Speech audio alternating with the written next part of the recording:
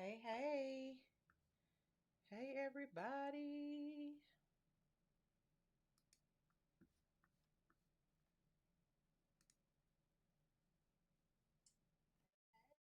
Let me make sure I am muted. All right. We are live. Hey, everybody. All right. So I'm not going to hold y'all up too late tonight. We are going to get right to it. We are talking about infection control, okay? Infection control. I see we got some of my students in here. I know y'all been waiting anxiously. I finally got my system set up. Hey, everybody on TikTok. If you are on TikTok, you need to come over to the YouTube. The link is in the bio, okay? So that y'all can see everything that my students can see. All right. All right. So I'm gonna give y'all a few more minutes to get in here. Get in here. Get in here. Get in here. All right. We are talking infection control today, y'all. All right, I'm going to that small. Okay. I said make it small, not big. All right, we've got a few people in here. Okay, so let's go ahead and get started, everybody. All right, so we're talking infection control. Infection control. Hey. All right, so infection control. What we're going to talk about today, y'all. First of all, it's really important that we know about infection control. Okay, I am live from the house, by the way. It is very important, you guys. I know you you see a lot of nail salons doing things, and you think they're the proper things to do. They are completely wrong 90% of the time. After viewing this chapter, you guys are going to probably end up changing the way you clean. Let's just be honest, okay? So let's talk about what we're going to discuss today. We're going to talk about or we're going to talk about infection control procedures, and then also federal and state regulatory agencies, okay? These are people who are going to ensure that you are doing these things. Okay. We're also going to talk about principles of infection as well as different types of pathogens that are out there, you guys. All right.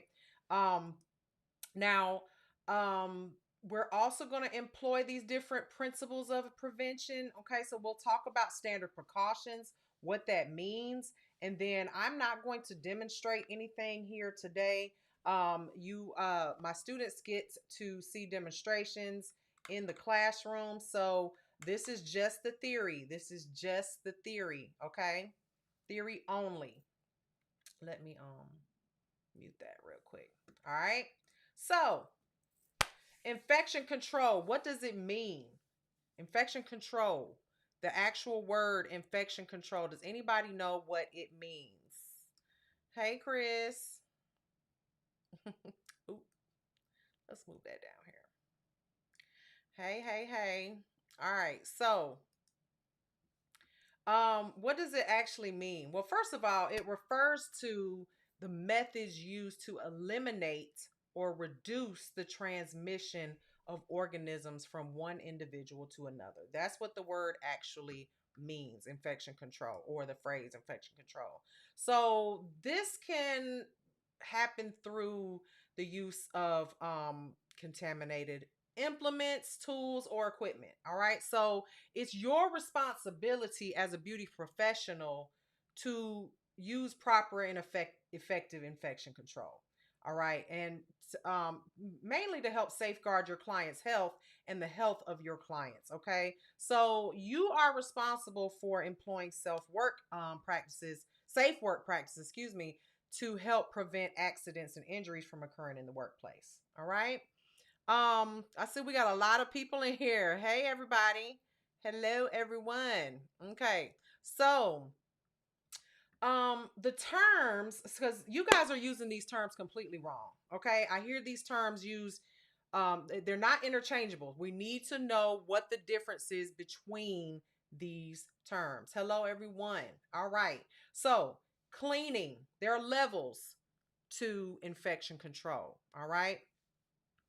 Number one, cleaning, sanitizing, disinfecting, and then sterilizing. That is the order, and the words are mean completely different things. Okay. So cleaning by itself, cleaning is the mechanical process. When we clean something, we actually use soap and water or detergent, okay, to remove visible dirt. This is the process of removing visible dirt, okay? Not disease causing germs, all right? It's not going to remove them all completely. Now, it will remove most of them. Hand washing is effective for removing most of the disease causing germs that are on our hands, but not all of them. Okay. So, cleaning is also going to remove invisible debris that you can't actually see that interferes with disinfection. So, one of the things and one of the phrases that I use a lot is there's doo doo everywhere. All right. My students laugh at me because I use that phrase. There's doo doo everywhere. Okay. And what do I mean when I say that? I literally mean there's doo doo everywhere because you people are literally thinking that um just taking hand sanitizer and rubbing it on your hands is cleaning is actually cleaning. Okay. It's or disinfecting. It's not. Or sanitizing. It's not. You must clean before you do anything. All right. So yes, like Chris said, if we were properly sanitizing our hands 90% of the time, it would spread a lot of infection, keep a lot of infections from spreading. Okay. Now the next step is sanitizing. Now sanitizing is a totally different thing. This is a chemical process that reduces the number of disease-causing germs on clean surfaces. So those surfaces must be cleaned first. So, okay, I'm gonna give you guys a visual real quick, and this is gonna make, like I said, when you do this course, when you listen to this theory, it will make you start to think differently about how you clean. Okay, so how many of you guys have? And I know I'm sitting in my studio at home, so y'all please engage with me so that I have someone to talk to. The chat is my definitely my friend tonight. I need you guys to engage, all right? Don't just sit there and listen, okay? Getting this for free. All right. So, how many of you guys have been sitting in the a restaurant, okay? And you see the mom, right? The mom, she has all her kids sitting at the table, right? And it's time to eat. And she just pulls out the hand sanitizer and just goes, "All right, kids, put your hands out." Right? And puts the hand sanitizer on their hands. Now, and say hand sanitizer is one of the biggest gimmicks out there. I'm gonna just be honest with you guys. It is one of the biggest gimmicks on the market. It absolutely does absolutely nothing if you do not clean the hands first with antibacterial soap. Yes, like Chris said, antibacterial soap before hand sanitizer. Okay? So if you are not cleaning the hands first, then you're wasting your time. You're not killing any germs. You're just spreading the doo-doo around. As like I say, there's doo-doo everywhere, especially you people that are thinking that hand sanitizer is doing the job. Okay. So sanitizing, well, infection control professionals consider sanitizing to be or a product marketing term, as in hand sanitizers, okay? Preferring cleaning to describing the step before disinfecting. So you must clean before you disinfect, all right? Must clean before you disinfect. All right, so Shai says some of the things I'm learning about nails is similar to the sterile procedures I learned in sterile processing. It is exactly the same. It is. There's nothing different about it. We don't have to use sterile procedures in nails, but some of us do, and we'll get to that. Okay. So everybody understands. So cleaning, then sanitizing. Okay. Then the next step is going to be disinfection. Okay. Now disinfection is the chemical process for use on non-porous items, okay? And these use specific products to destroy harmful organisms, okay, including bacteria, viruses, and fungi, okay? Now, all of those except bacterial spores, all right? Now, and this is on implements and environmental services. So, again, you must do the first step of cleaning, okay, before you can do any of the other steps. All right. So disinfecting, when we are in the salon, this is usually depending upon your state. Now, guys, I want you guys to remember that I am in Georgia. Okay. I am in Georgia, and in Georgia, that's the highest level that we are required. Okay, required to do, which is disinfecting. You must use disinfecting solutions such as barbicide, inside, one that's one brand name, cavicide, okay? And these things must be mixed, and they must be mixed properly. So SC Nail Tech 27, aka Chris, one of my good friends, he says it's the same in South Carolina and North Carolina. Yes, it is, as far as I know. And honestly, as far as I know, it's the same in every state. I don't know of any state that requires you to sterilize, which leads me to the last one. Okay, leukocyte is one. Yes, leukocyte is another one. Thank you, Shy, or Chi. I'm not sure which one it is, but it is leukocyte is also a hospital grade, and it needs to be a hospital grade disinfectant. Okay, hospital grade. When it comes to the type of infection disinfecting solutions we use, or salon grade. Okay, you can't just go around buying, some disinfectant at the grocery store and thinking that's going to work. All right, so sterilizing, and we'll get in more detail about these different types of disinfecting solutions. Okay, sterilizing is the final process. Now, sterilizing, I can get on my soapbox about sterilizing all day long. Okay, all day long. But sterilizing is the process that destroys all microbial life, all of it, including spores, with the use of something that is known of as an autoclave. Okay, and you've probably seen an autoclave in a doctor's office or a dentist's office, medical offices. Okay, this is not a requirement, as far as I know, in every state. I don't know of any states that do require it. If anyone does know of any states that require it, please let me know in the chat. But as far as I know, disinfecting is the highest process that we must do in the salon. Okay, so let's. Any questions about that before I move on? Any questions? Hey, Kristen. I see we got Kristen in the house. Let me fix this really quick while I because I want to make sure that we can see this. See my chats. Any questions about disinfecting, disinfecting and sterilizing and cleaning? Any questions? And then, oops, I meant to do like a white. Oh, there we go. Boom. Boom.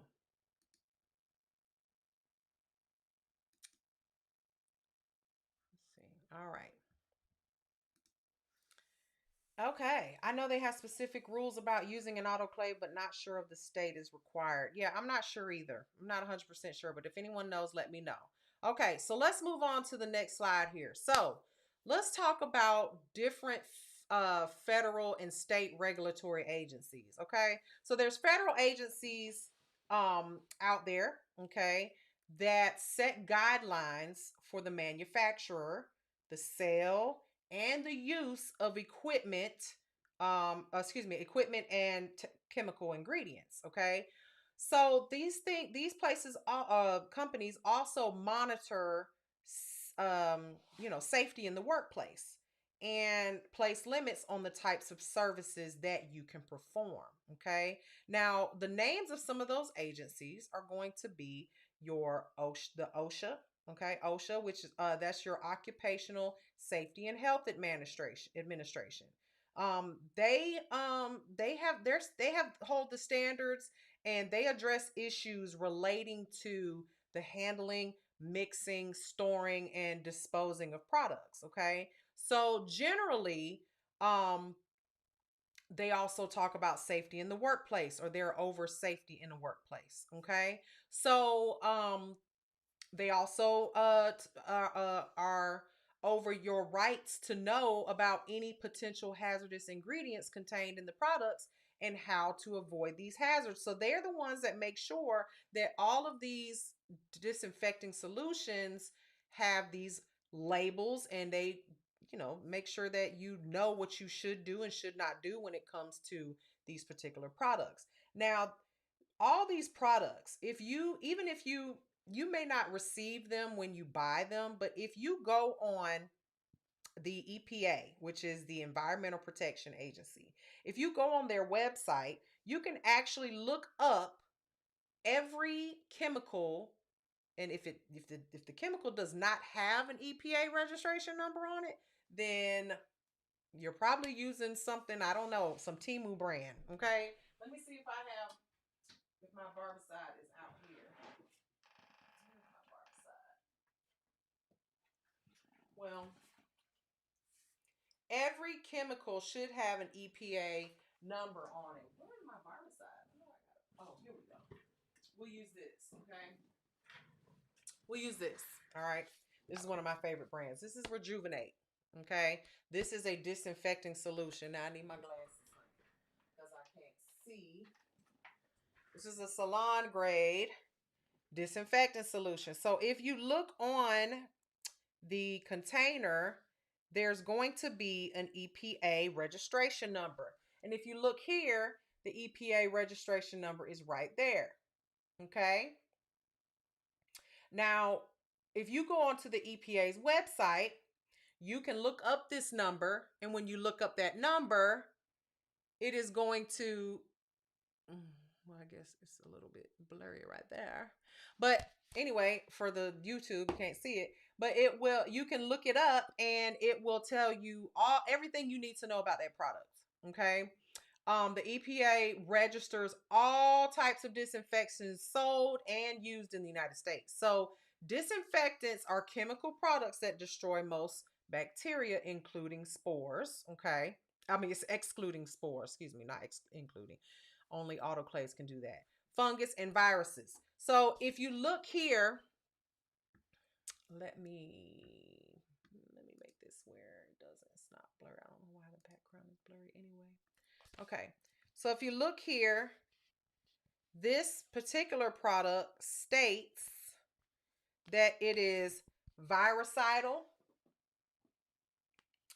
also bactericidal, fungicidal, and tuberculocidal. And it also tells you how many minutes you must keep the product on either the table or the implement or whatever in order to kill those products. Okay, so, or kill those things. So when you think of the word cidal, what does the word cidal mean? Like, when we think of the word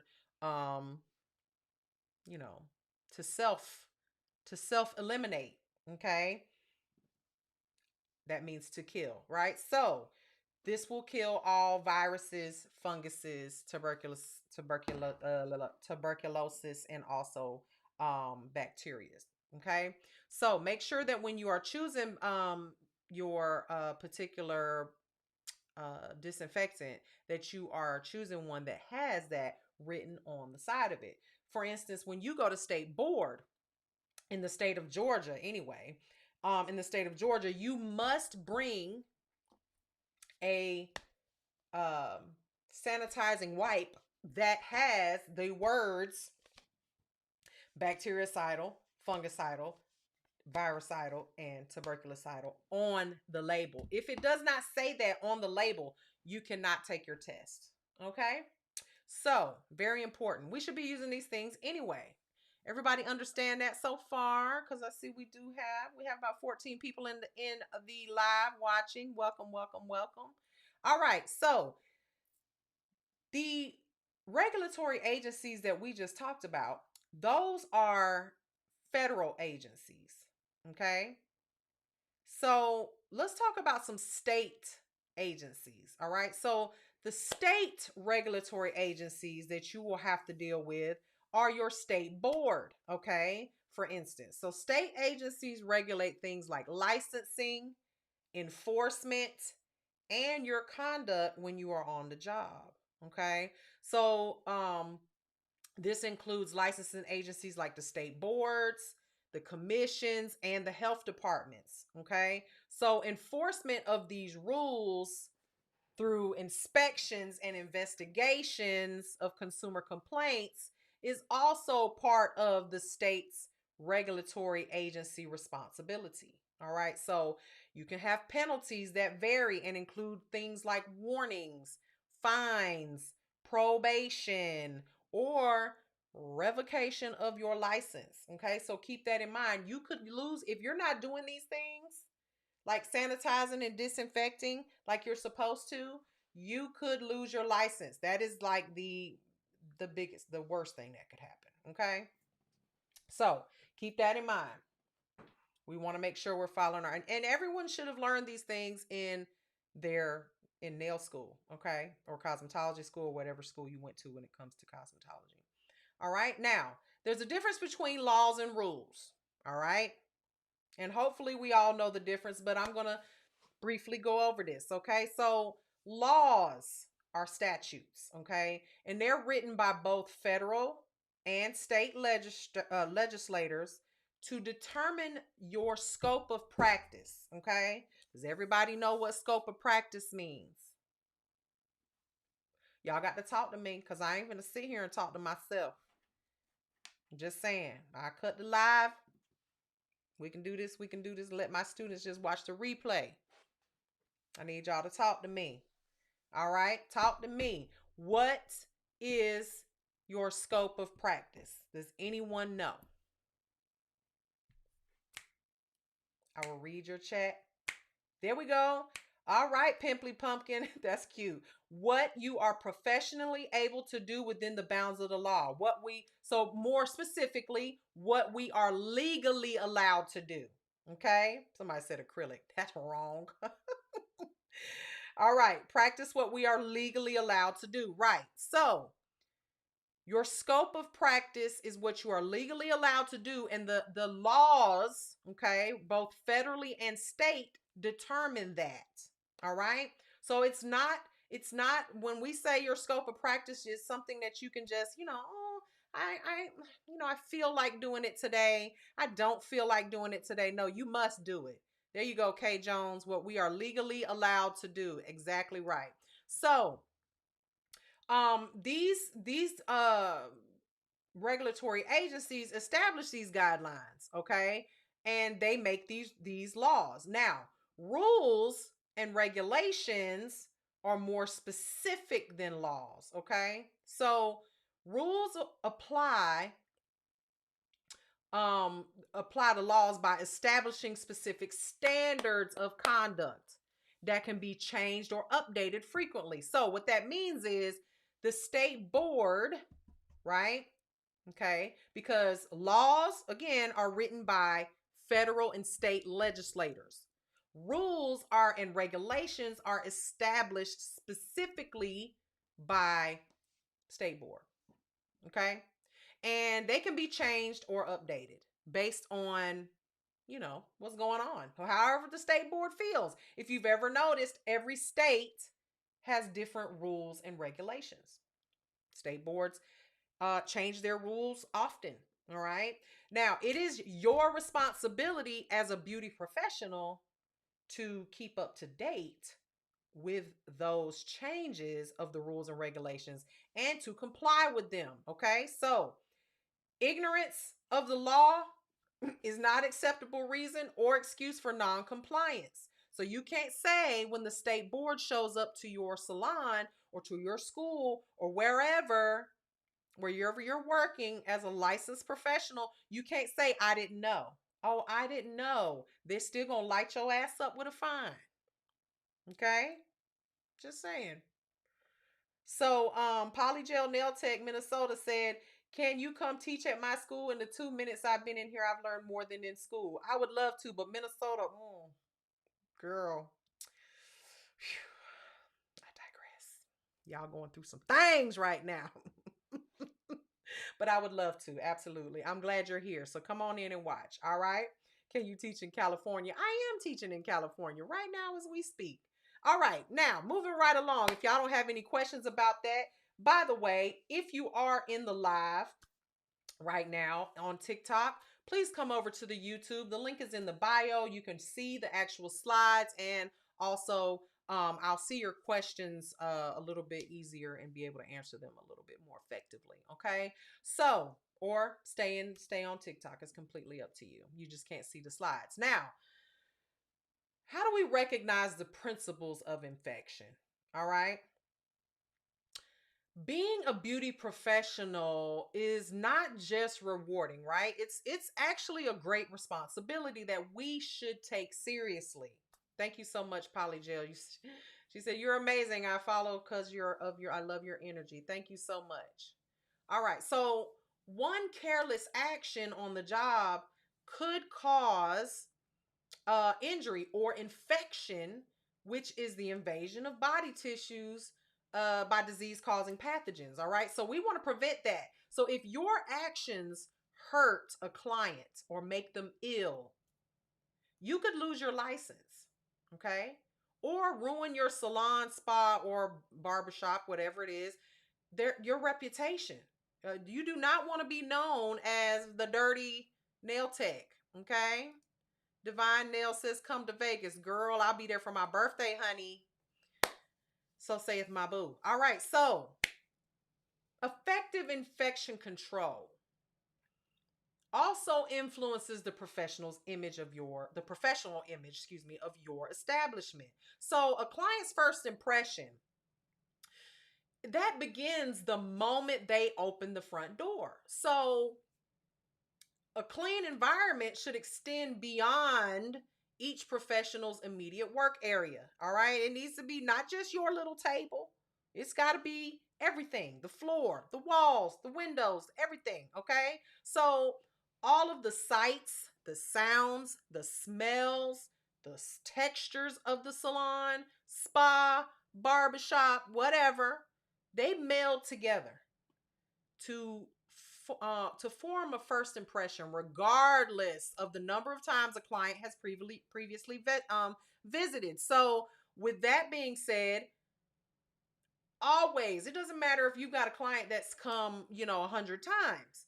You need to be clean every time for that client. Okay. First impression is not the only impression that matters. Yes, it is the first impression. It matters a lot, but I want you to be clean every time I come. All right. Jennifer Barnes says, this is better than TikTok. Thank you. You're welcome. Make sure you like, follow, and subscribe. Okay. All right. So a clean and orderly business helps build client confidence and trust that continuously shows that you care and that you're taking care to provide a safe and sanitary environment in which to receive personal services. Okay, this is very important. Chris says a properly clean salon should be the minimum standard anyways. Absolutely. And always. I agree 100%. All right, so let me just remind you all, if you are in nail school or if you are a nail tech, well, if you're in nail school or in this applies to all of our beauty professionals. This particular chapter, this isn't just for nails. But if you are in nail school or cosmetology school or barber school or esthetician school, you must know this information for your state board. So this is a very important chapter, okay? You will see this on your state board. 100% you will see it. So I hope that we have some new nail techs or beauty professionals in the live today. This is Priceless information, and apparently a lot of schools aren't teaching it. So, not at Mary Negron School of Nails. We're going to learn today. All right. So, the modes of transmission. How do we transmit infections or bacterias or diseases? Well, first of all, what does transmission mean? What does it mean to transmit? Right? Transmission is the process by which pathogens move between individuals and objects. So this is the first step in how we get sick. Chris said, this is concerning. It is very concerning. Hey, Ty, she said, I miss you. I miss you too, darling. I see you every day, seems like, though. All right. She's killing it on the TikTok. All right. So let's talk about the 3 different ways that you can transmit diseases. Okay. Number 1, directly. Okay. What does directly mean? Direct transmission is what we most commonly think of in terms of getting sick, right? So it involves the transmission of pathogens through touching, kissing, coughing, sneezing, talking, right? So examples would be the common cold, COVID, parasitic infections, warts. We have to touch someone in order to transmit these things, okay? Now, indirect transmission. Indirect occurs through contact with an intermediate contaminated object. So what does that mean? Let's say like a razor or a nipper or clippers or an environmental service, something that the pathogen is living on.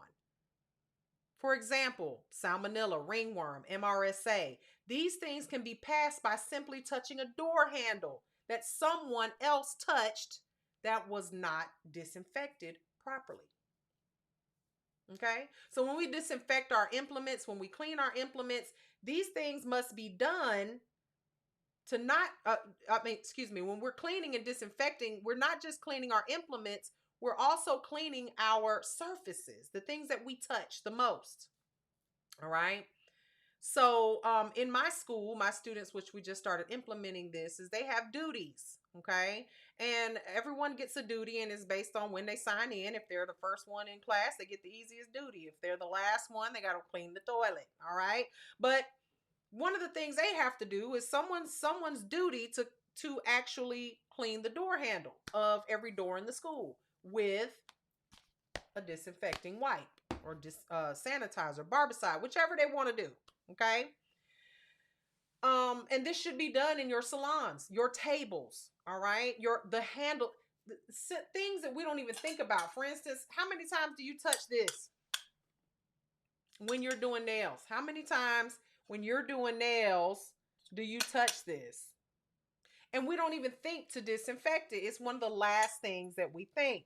Ashley said, and I'm always last. Yeah, girl, you have been the last couple of days, but we don't blame you because you drive all the way from Atlanta. So the toilet it is. So yeah, all day long, and we touch it a lot. So it needs to be disinfected. We're not just talking about implements here. Okay. Now, the last way that we can transmit infections is through airborne transmission. All right. Respiratory droplets. Colorful Lily says, and the bottles that we refill a product. Everything we touch needs to be cleaned, y'all. That's why I say there's doo-doo everywhere, because y'all just be spreading doo-doo everywhere. Sometimes I literally just don't want to touch nothing. But anyway, respiratory droplets and airborne transmission are similar, okay, in that transmission occurs when a pathogen living in our respiratory tract, okay, is expelled through coughing, sneezing, or even talking, right? Y'all remember when they were during C-19, when they were saying things like, we need to mitigate, stay, 10 feet away, right? Because we didn't want to breathe on people, talk in people's face. And this is why we couldn't get our nails done and our hair done, because we are literally, face. It's a very intimate experience, right? So Airborne transmission particles are smaller and hang in the air longer. Okay, so respiratory droplets can be more effectively controlled by simply wearing a mask, right? So things that we transmit, for example, through airborne transmission and respiration droplets or respiratory droplets would be things like the flu. Okay, C19. All right. Chris said I have to try not to think about it or I'll just start getting disgusted. Yeah, me too, honey. I have to too. Kay Jones, one of my students, she said, "Oh, I love your profile picture." She said, "I cleaned the door handles extra well on Friday. Thank you, darling. Thank you so much. You get an A for effort. Really appreciate that." Okay. So everybody understand the modes of transmission. You will see these again. You will see them again on your snake board, snake board, state board. Okay. Now, you should know how to look for specific things on the label of any product you use for disinfection in the salon. Okay. Spa, barbershop, whatever. It should always have the following, right? It should always have a list of the pathogens against which it is effective. Okay. And these things should include HIV, HBV, HPV, MRSA, all right? A Pseudomonas aeruginosa, all right? All right, so EPA registered number needs to be on there. The words bactericidal, fungicidal, virucidal needs to be on there, okay? And we already showed that they are on here, okay? Boom. Virucidal, fungicidal, bactericidal, okay? All of those things are on here. I'm going to flip this so y'all can read my stuff, all right? And so that's the claims here, what it does. And then the EPA registration number, boom, there it is right there. There's the EPA registration number. Got to be on there. If you guys don't have, if this stuff isn't on there, you guys are using Temu. I'm telling you, Temu products. Y'all stop buying your bleach from the flea market. That stuff coming from China. All right. And then it should also have mixing and cleaning instructions. Okay. So for instance, if you are mixing barbicide, if you are mixing bleach, if you are mixing ammonia, whatever you're doing, it should have the mixing and changing instructions. Okay. So at a minimum, they must be bactericidal, virucidal, fungicidal. At a very bare minimum, okay? Now, be sure to mix and use these disinfectants according to the labels, so they are safe and effective. Because if you're not mixing them properly, then they're not going to work. If you don't leave them on the surface the amount of time that the product states to leave it on the surface, then it's not going to work. All right. Now, here in some states now, I want you guys to remember this, disinfectants might need to have the word tuberculocidal on. All right. But make sure you check your state board for that. All right. Japanese Cherry says, "I'm a cause student. Subscribe to get more understanding of the nails portion. About to take the state board practical in a few weeks." Well, welcome, cosmetology student. We welcome everyone here as long as you are, nice and sweet. Okay. Any questions so far? Bleach is usually not recommended for salon use. Chris, I'm glad you mentioned that. Yes, I only mentioned bleach because there is rules. So y'all can't just be using bleach and spraying it, without watering it down. Okay. We're going to talk about bleach in a minute. But yes, bleach is definitely not recommended for salon use. First of all, it stinks. Okay. Now, how do we prevent transmission of infection, right? So first of all, let's talk about what the term infectious disease actually means. All right. So an infectious disease is caused by pathogenic, and when the word pathogenic means harmful, okay, harmful organisms that enter the body. Okay. So cleaning and disinfecting procedures are designed to prevent the spread of infection and disease. Okay. Now, prevention 101. 101. And if you guys aren't doing this in your regular life, okay, please at least do this in your regular life, but definitely in your salons, right? So, in general, the risk of infection can be greatly reduced with just a few simple steps, y'all. Okay. Number one, proper hand washing. Proper hands. Wash them, right, Jen? Wash them. Okay. Eliminate pathogens through proper hand washing, cleaning, okay, sanitizing, all right, before touching your clients, before getting started with your service, okay. The next thing is cleaning and disinfecting your tools and equipment after every single service. Not once a day, not every other client, every single service, every single client, before and after, okay? Kay Jones says, wash your nasty hands. Wash them nasty hands, right? All right, the next thing is ALBOE says, I'm not even in nail school. I just love your voice. Oh, thank you. Tell that to my boyfriend. All right. Keep your skin intact to reduce portals of entry, right? For bacteria. So if you've got open wounds on your hands or cuts and scrapes, then you need to make sure they are bandaged. You need to make sure they are covered, meaning use gloves if you have that problem, right? So, Yasmin says, listening in, and I'm a nail student out here in California. Yay! Getting my license. Congratulations. Welcome to the club. All right. And then also, you guys, be prepared to turn away clients who show signs of infection or illness. Okay? Yeah, a lot of body. You know, Miss Mary got to have a boyfriend too.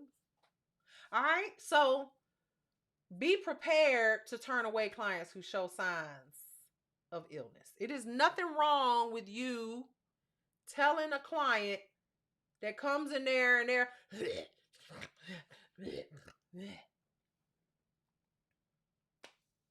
no, I'm not. Be prepared to tell them to go home. And also tell your your clients, if they are sick, please let me know before coming. We will happily reschedule you.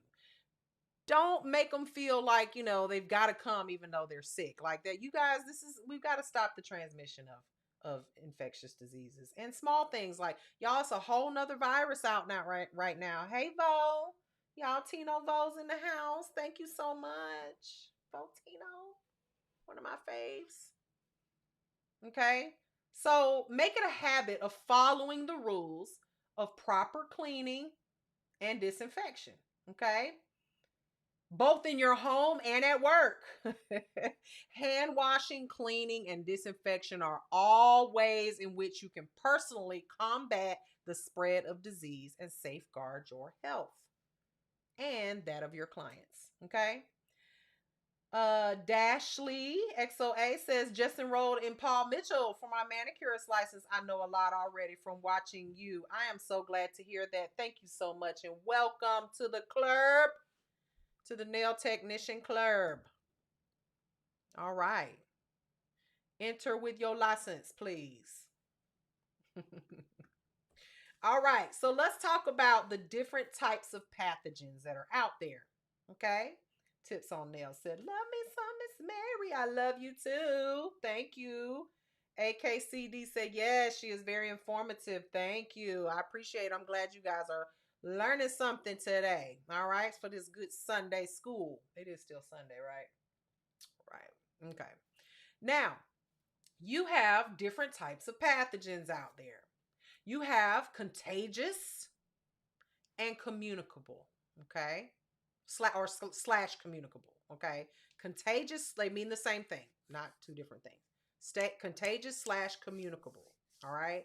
So what that means, when a disease is capable of being spread from one person to another, it is said to be a contagious disease, or, bacteria, virus, or whatever. Okay.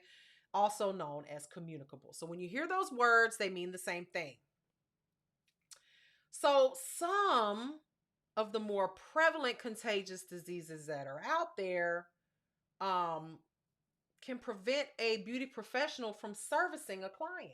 Okay. So these things are small things that we don't really think about, but they're things like the common cold, ringworm, conjunctivitis, aka the pink eye, and viral infections. All right. These infections are most often spread through daily, dirty hands, not daily, dirty hands, especially under the fingernails and in the webs between the fingers. Okay.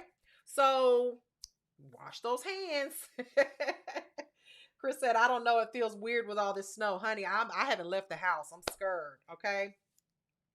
Nina Rojas 111 said, we need instructors like you wanting to go over the book, not just demonstrating. Listen, the book is what's going to help you pass that state board. They don't care about you. They do not care about your little acrylic nail. It could be the worst acrylic nail in the world. If you don't know this information, you will not pass. Okay? Period. Now, when it comes to preventing the spread of infection, thank you, by the way, Nina. When it comes to preventing the spread of infectious diseases, all right, beauty professionals, nail technicians, hairstylists, barbers, we need to understand and be prepared to deal with 5 types of potentially harmful organisms. Y'all ready for them? 5 types. You need to know these. Bacteria, viruses, fungi, parasites, and biofilms. Okay? Bacteria, viruses, funguses, parasites, and biofilms. All right? So, those are the 5 types that you need to be aware of. Now, let's talk about them individually. First, let's talk about some related terms. All right? We'll get into the different types of parasites in just a second. Bacteria, pathogens. Words you need to know. Very important words you need to know. Number 1, and these are terms related to disease. All right? Contamination. The word contamination means the presence or the reasonably anticipated presence of blood, other potentially infectious materials on an item's surface, right? So, or it could be visible debris or residues such as dust, hair, and skin, right? So when we say something's contaminated, right? Think about your, for instance, your dehydrator, right? You got your dehydrator. When you look at this dehydrator in this bottle, you should not see no floaties. You shouldn't see things floating around in there. You shouldn't see dust, or it shouldn't be cloudy. If it is, throw it away. Why? Because it is contaminated. It's contaminated. It has dust. It has probably pieces of acrylic in it, pieces of skin from when you have rubbed it on people's nails and because you didn't clean off the nail surface before you dehydrated and primed. Throw it away. It's no good. It's contaminated. All right? When you are drinking your soda,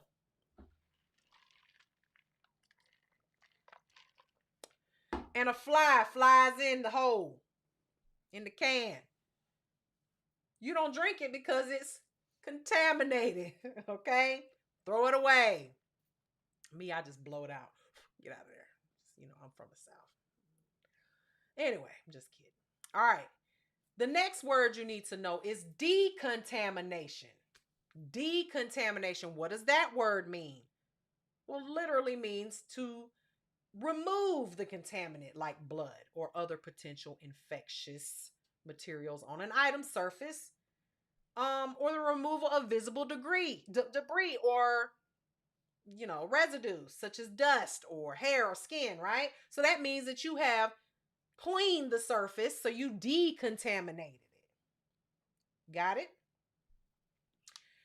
Now, the word diagnosis. Now, this is a word that you, as a nail technician, a beauty professional, someone in this profession of cosmetology, you have no business using. In other words, we do not diagnose, okay? The word diagnosis is the determination of the nature of a disease from its symptoms or diagnostic tests. Federal regulations, all right, prohibit you from performing a diagnosis. Okay? You are not allowed to tell your student, girl, you look like you got onychomycosis. You are not allowed to do that. Don't you do it. Now, as a beauty professional, as a nail technician, it is your job to be able to recognize when a client might have these diseases and disorders to protect yourself. However, you do not tell anyone ever what you think they have. Don't you do it. Don't you do it. Okay? Chris said, we can recommend you seek medical expertise, which is all we are allowed to do. We recognize and we refer. Period. Okay? Germs, this is another term. This is a non-scientific synonym, okay, for disease-producing organisms. When we say germs, right, that's like the layman's term for saying a pathogen. Okay? Mary, she asked, how can we say if we think a client has a fungus? You don't. You don't say what you think. I wouldn't. Okay? I would not. You know why? Because they're going to think you gave it to them. Okay? I wouldn't say what I think. All right? I mean, you can say that if you want to. I just stay away from this. My recommendation to any nail technician: when you see something that is not normal, say that. Okay, say that. Say, you know what? Kind of looking at your nails here, and they don't look. This does not look normal. I highly recommend that you see a medical professional before I proceed. Don't you go telling somebody they got a fungus, because they might think it's a fungus and it's actually a cancer. It may look like a black fungus, right? And it's actually a melanechia, and they might disregard it. They might not come to you. They might go to the nail tech down the street because you refuse to work on them. They'll go to the nail tech down the street. Well, you told them it might be a fungus when it's actually a cancer causing disorder or cancer causing disease. Okay? So I just don't recommend it. Don't go telling anybody anything that you think it is, because we don't know. And some of these things can look like a fungus and it be completely something else. Some of these things can look like a cancer causing a cancerous nail and it be something completely normal. Just something that's not disease causing. So just stay out of that. Just cover thine own ass, and don't try to play doctor. Okay? All right.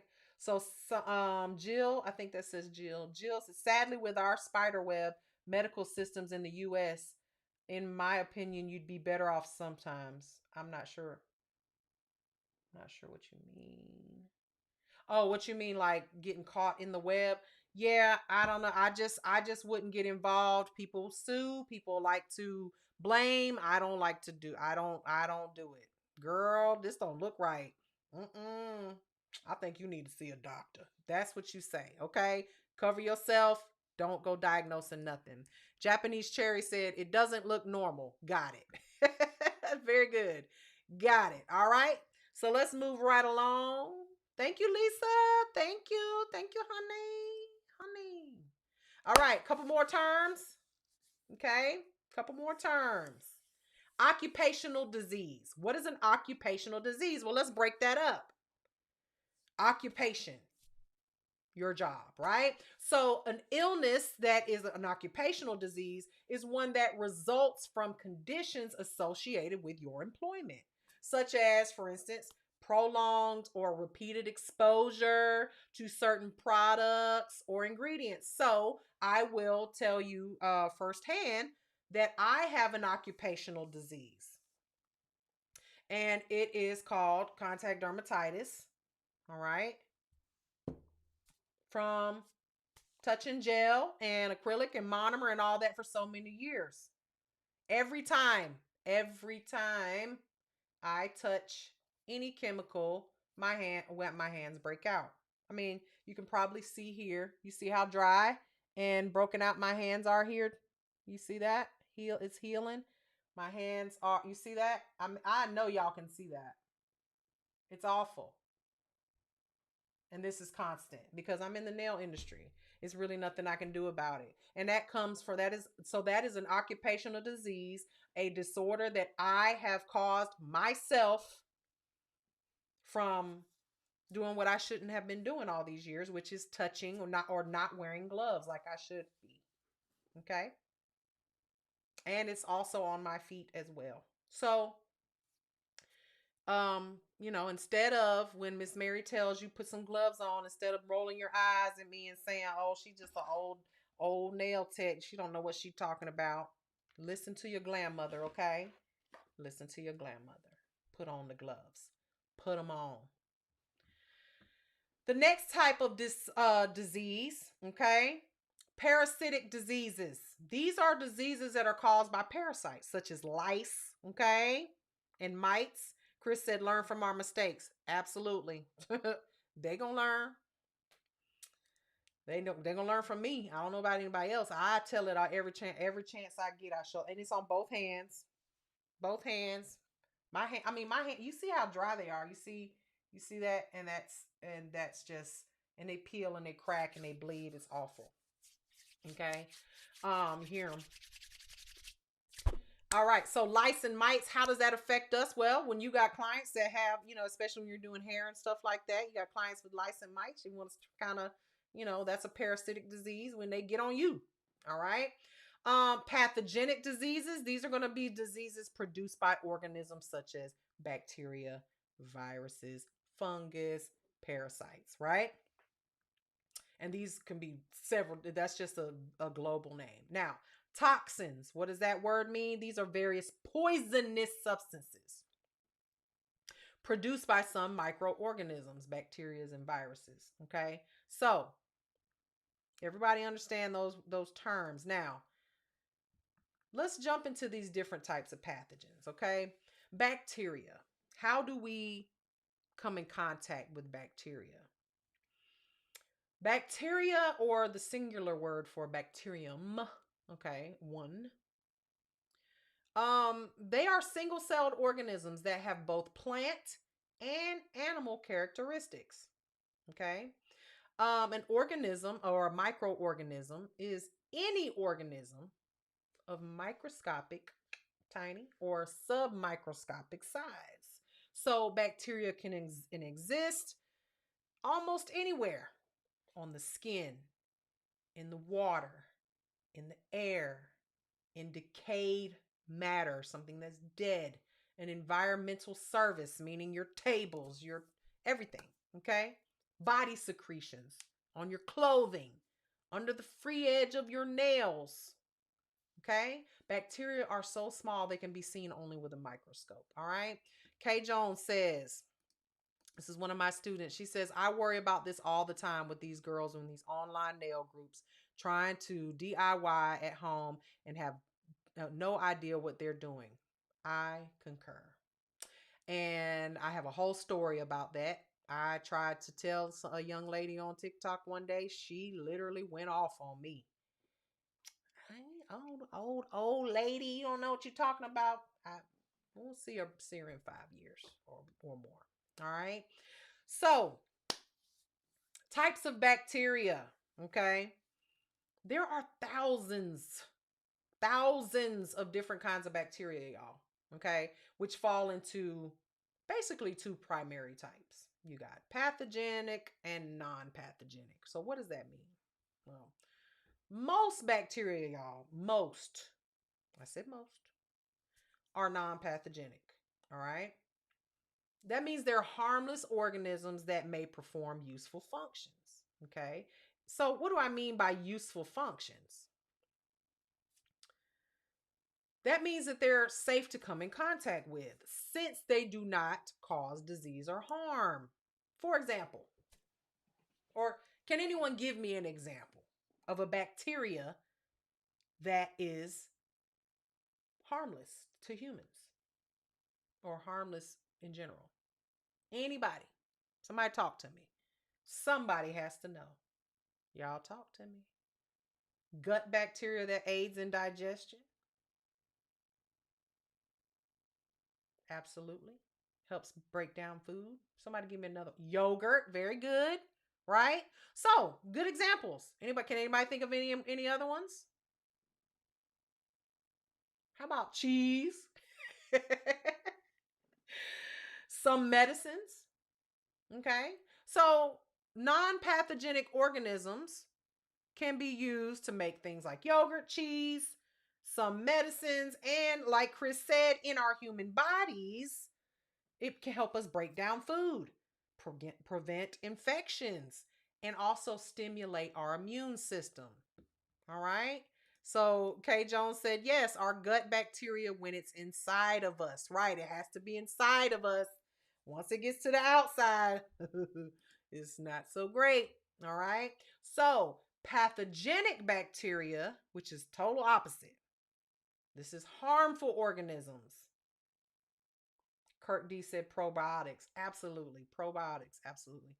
Um, Pathogenics are bacteria are harmful microorganisms, and they can cause disease or infection in humans when they invade our bodies. Okay, so salons, spas, barbershops, they must maintain strict standards for cleaning and disinfecting at all times to prevent the spread of pathogenic organisms. Okay, microorganisms, excuse me. Okay. So, this is our job as beauty professionals to make sure that we do that. Mandy, my pretty friend, miss you. Hey, girl, miss you too. All right. So, bacterial infections. How do we know when you have a bacterial infection? How do we know? How do we know? Does anyone know?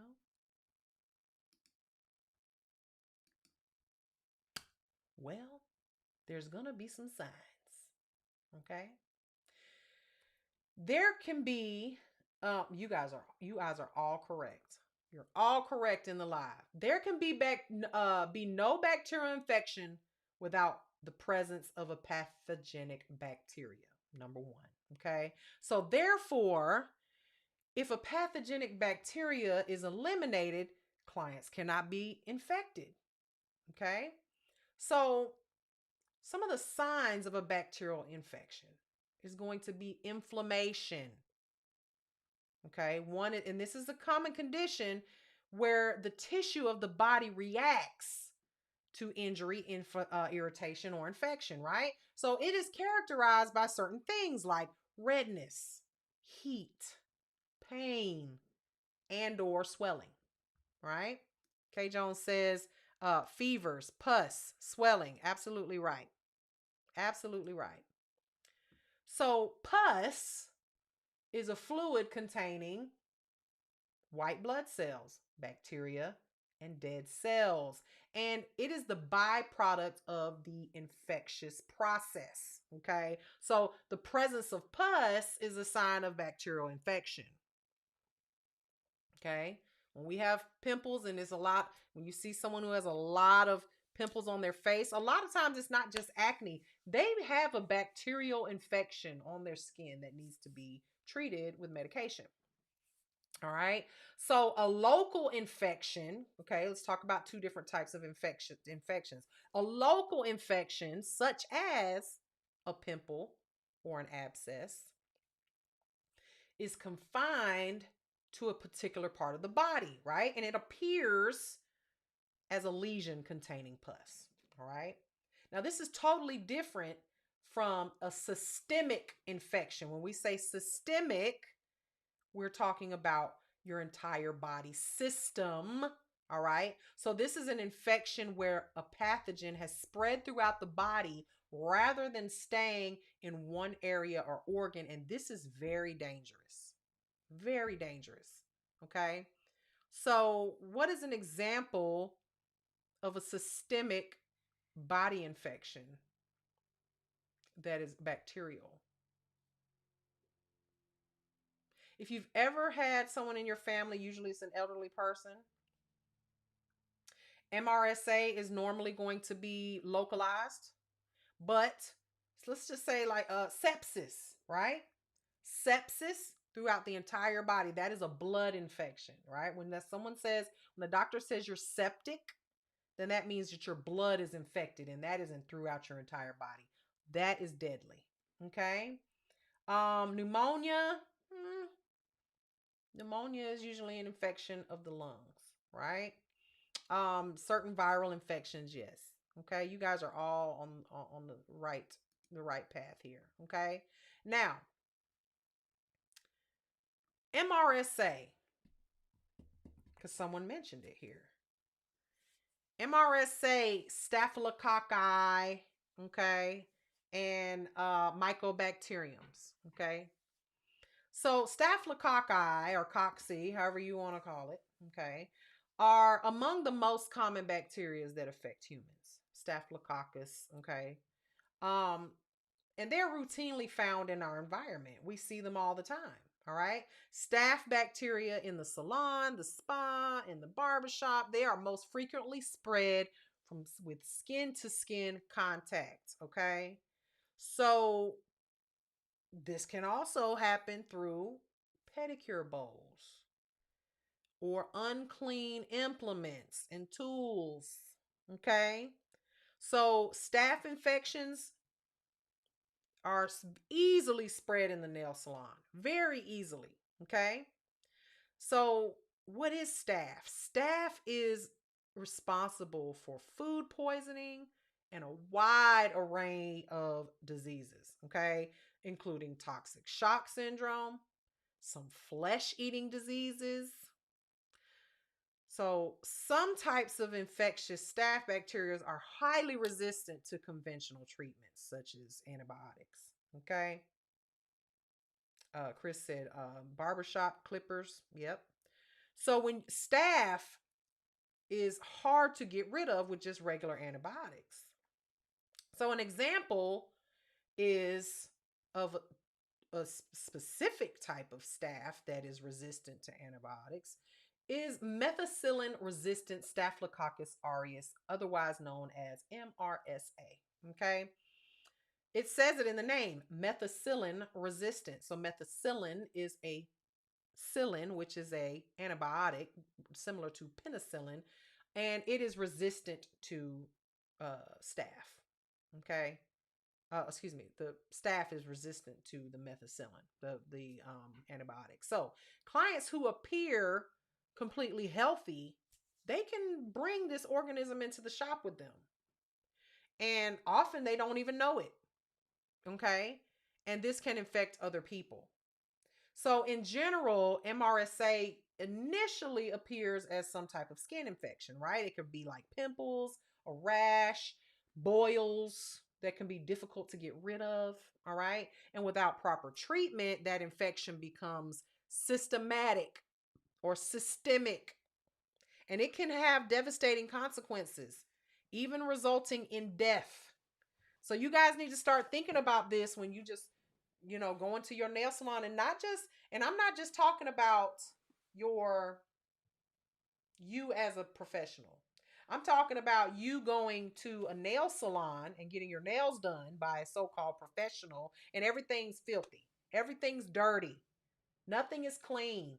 They haven't pulled out any implements out of a packet that has been sterilized. Okay, these things are important.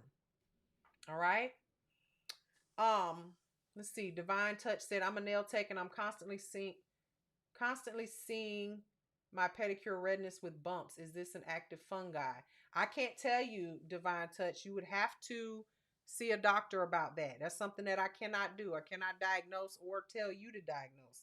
If you're seeing that, something that looks abnormal, redness with bumps, get that looked at by a doctor. Have your client get it looked at by a doctor. Absolutely. Okay. Now, mycobacterium, which is related to pedicures. Okay. Mycobacterium is the name for a large family of bacteria that is often found in soil and water. Okay. So in recent years, it has been linked to disfiguring infections associated particularly with pedicure bowls. Okay. Y'all look up mycobacteriums. Mycobacteriums. In addition to this, uh, in addition to diligent infection control, it is also important that both you and your client keep your skin intact and protected. Okay? So you want to avoid cracked skin by using lotions frequently on your feet, particularly in winter months, and advise your clients not to shave or wax their legs 24 hours prior to a pedicure. Hey, Renee. So, in Georgia, we actually, by law, are not allowed to give a client a pedicure that has shaved their legs within 24 hours. Renee, I have no idea. That is crazy. I would call them. I have heard that before. Okay. Within 24 hours. Hello, Angel. I'm doing my nails right now while you're saying this. I hope you being clean, girl. Be a clean girl. Don't be a dirty girl. All right. Everybody understand these bacteria: Staphylococci, methicillin resistant Staphylococcus aureus, and mycobacteriums. Hey, Sid. All right. So let's move right along. Okay. Viruses. Now we're getting into it. A virus is a submicroscopic particle that infects and resides in the cells of a biological organism. Okay? So viruses are so small that they can only be seen under the most sophisticated, powerful microscopes. Okay? Some of the viruses that plague humans are measles, mumps, chickenpox, smallpox, rabies, yellow fever, hepatitis, influenza, polio, HIV, and the common cold. Okay? So, one difference between viruses and bacteria is that a virus can live and reproduce only by taking over other cells and becoming part of them. Okay. So while bacteria can live and reproduce on their own, viruses, um, they basically split. Okay. Now, another difference is that while bacteria infections can usually be treated with antibiotics, viral infections cannot. Renee, text me, okay? I want to get distracted. Um, Viruses are hard to kill, okay, without harming the host in the process, okay? So, yeah, you're stuck with it. In other words, it's with you forever. 9 times out of 10. Otherwise, when in order to treat a virus, it's hard on the human body, okay? So, although we cannot cure viruses, okay, we can often prevent contracting and spreading them through the use of vaccines. Okay. So Chris said like chemotherapy or radiation for cancer. Absolutely.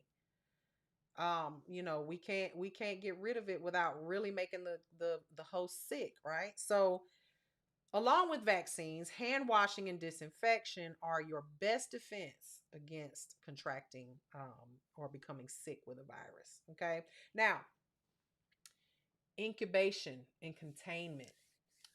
The words incubation and containment. Many viruses can remain dormant for months, some of them even years, okay, following your initial exposure, okay? But most of them will produce some signs of illness within 10 to 14 days. Okay, so unfortunately, in most cases, a person is highly contagious in the days just before the symptoms appear.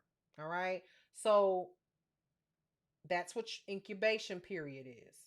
Now, containment is achieved when those who are ill or feel like they're about to be ill stay their ass home, okay, until their symptoms resolve to the extent that they no longer are no longer contagious. So, tell your sick clients, or if your clients are sick, to stay home. If you got a cold sore or you done broke out with your herpes, don't come and sit in my chair. I'm gonna tell you, I don't feel good. I ain't coming. All right. So, speaking of herpes, if you are in the live and you would like to see the slides, please come on over to YouTube where you can see and see everything. Okay. HPV, human papillomavirus, and herpes, HSV, herpes simplex virus. They are two highly contagious viruses that can be transmitted both directly and indirectly. And they are not curable. You are stuck with them forever. Forever. All right. Now they can be treated. However, stuck with them forever. They are the gift that keeps on giving. Both of these viruses are spread from skin to skin contact and are often thought of as sexually transmitted diseases, right? However, both can be spread from person to person indirectly through items like waxes from the wax pot, okay? Implements, dirty tables, hands, because the majority of people infected with these viruses have no symptoms. It is even more important to follow good infection control procedures, period, that involve contact with blood and fluids. Y'all, just do it. Just do it. Keep stuff clean. You do not want to be the nail tech that's out here giving out herpes and you ain't slept with nobody. Okay? K. Jones said, if you don't want it, I don't want it either. I like that. That's cute. If you don't want it, I don't want it either. Don't bring it over here to me. All right. Now, hepatitis. Viruses like hepatitis and AIDS, okay? These are blood-borne pathogens, okay? These blood-borne pathogens are disease-causing microorganisms that are carried in the body by blood or bodily fluids, okay? So in the salon, spa, barbershop, wherever you're at, the spread of blood-borne pathogens is possible whenever the skin is broken. And y'all, okay, I'm going to say it and then I'm going to shut up. I just said whenever the skin is broken, and y'all over here cutting people's skin around their cuticle areas and all that skin around the toenail and all of that. You see this stuff on the internet all the time. And I just told you HIV, AIDS, hepatitis is a blood-borne pathogen. Y'all keep playing around. Y'all playing around with y'all lives up in here, cutting people. Y'all have no business doing it. None. When you mess around and catch the HIV, hepatitis, because you want to do a Russian manicure, go right ahead. Be my guest. Just telling you. Cutting living tissue is considered a medical procedure. We are not, when we are doing nails, I don't care what you are in your evening job, your part-time job, none of those other jobs, you a CNA, you a LPN, RN. When you are doing nails, you are not licensed. It is not within your scope of practice to do any of that. We are not surgeons. Hey, frostbitten, absolutely. All right. So hepatitis is a bloodborne virus that causes diseases and can damage your liver. In general, it is difficult to contract hepatitis. However, it is easier to contract than HIV because it can be present in all body fluids of those who are infected. Okay? So, in addition, unlike HIV, hepatitis can live on a surface outside the body for long periods of time. Long periods of time. It's easier to catch hepatitis than it is to catch HIV. HIV can't live outside of the body for very long. Christina said, literally think of you every time I'm cleaning around the cuticle. Would Miss Mary approve? Period. One of my graduates over there in Hawaii. All right. So the human immunodeficiency virus, HIV, causes acquired immune deficiency syndrome, AIDS, okay, and is a disease that breaks down the body's immune system. HIV is spread from person to person through blood and less often other bodily fluids such as, you know, those secretions that men give and women give. And a person can be infected with HIV for many years without showing symptoms. And some people who are HIV positive don't even know it, never been tested, and they do not know that they have the potential to infect others. So if you accidentally cut a client's skin, the tool is contaminated with whatever might be in that client's blood, including bloodborne pathogens such as HIV, hepatitis, and whatever else the hell they might have. All right? You should not continue to use that implement. It can be cleaned, it can be disinfected, and it can be sterilized, but do not continue to use it on anyone else without cleaning it, disinfecting it, or sanitizing it. And some of y'all will walk right into the nail salon and let these people pull out a nipper that ain't come out of nobody's box. No clean, no box that says clean, disinfected, cleaned and disinfected. Cleaned and disinfected. Yeah, I'll just let them just pull it out. Oh, I'm just going to. All right. Explain that to your man. Okay? Now, fungi, or fungus, okay? The singular is fungus, are single-celled organisms that grow in irregular masses that include molds, mildews, and yeast, okay? So mildew, okay, because this is important. Mildews are another type of fungus, right? And these affects plants or grow in inanimate objects, but does not cause human infections in the salon, spa, or barbershop. Okay, we all know what mildew is, green, right?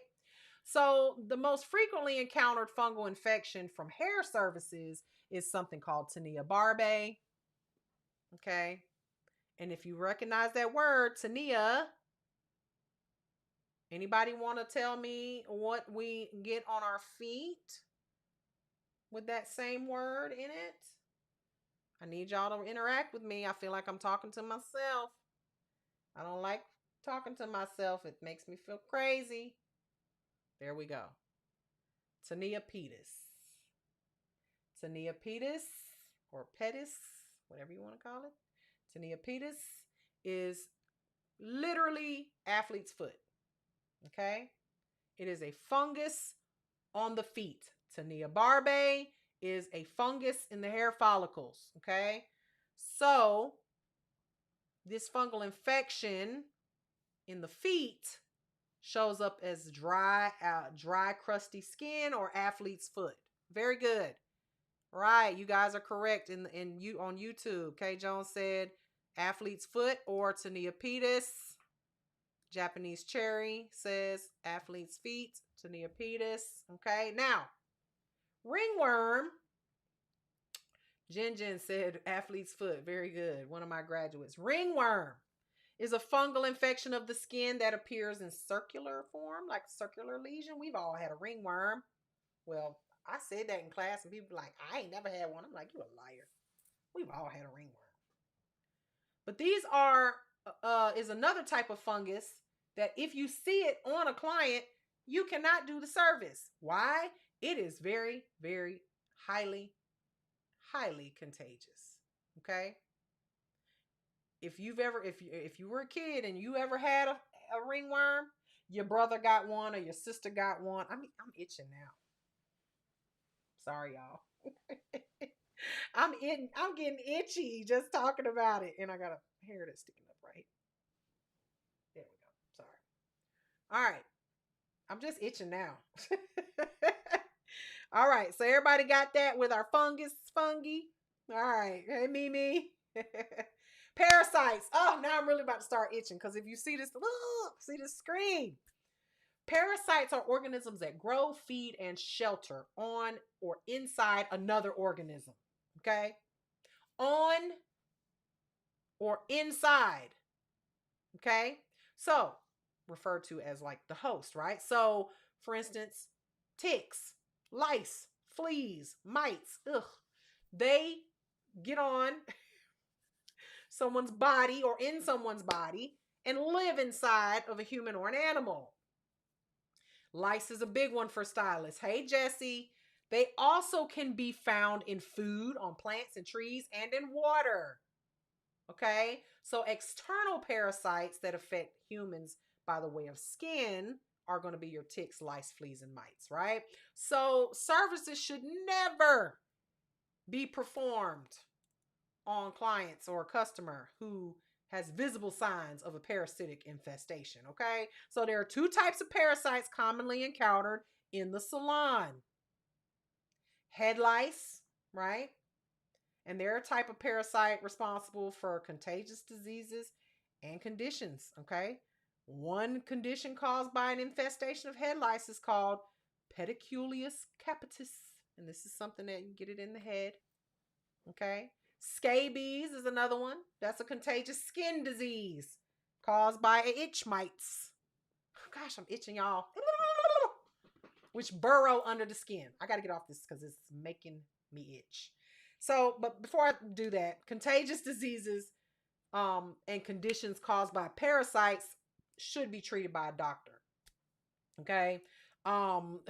Contaminated countertops, tools, and equipment should be thoroughly cleaned and disinfected so that we can kill them things. And let's get off this slide because it's making me itch. All right.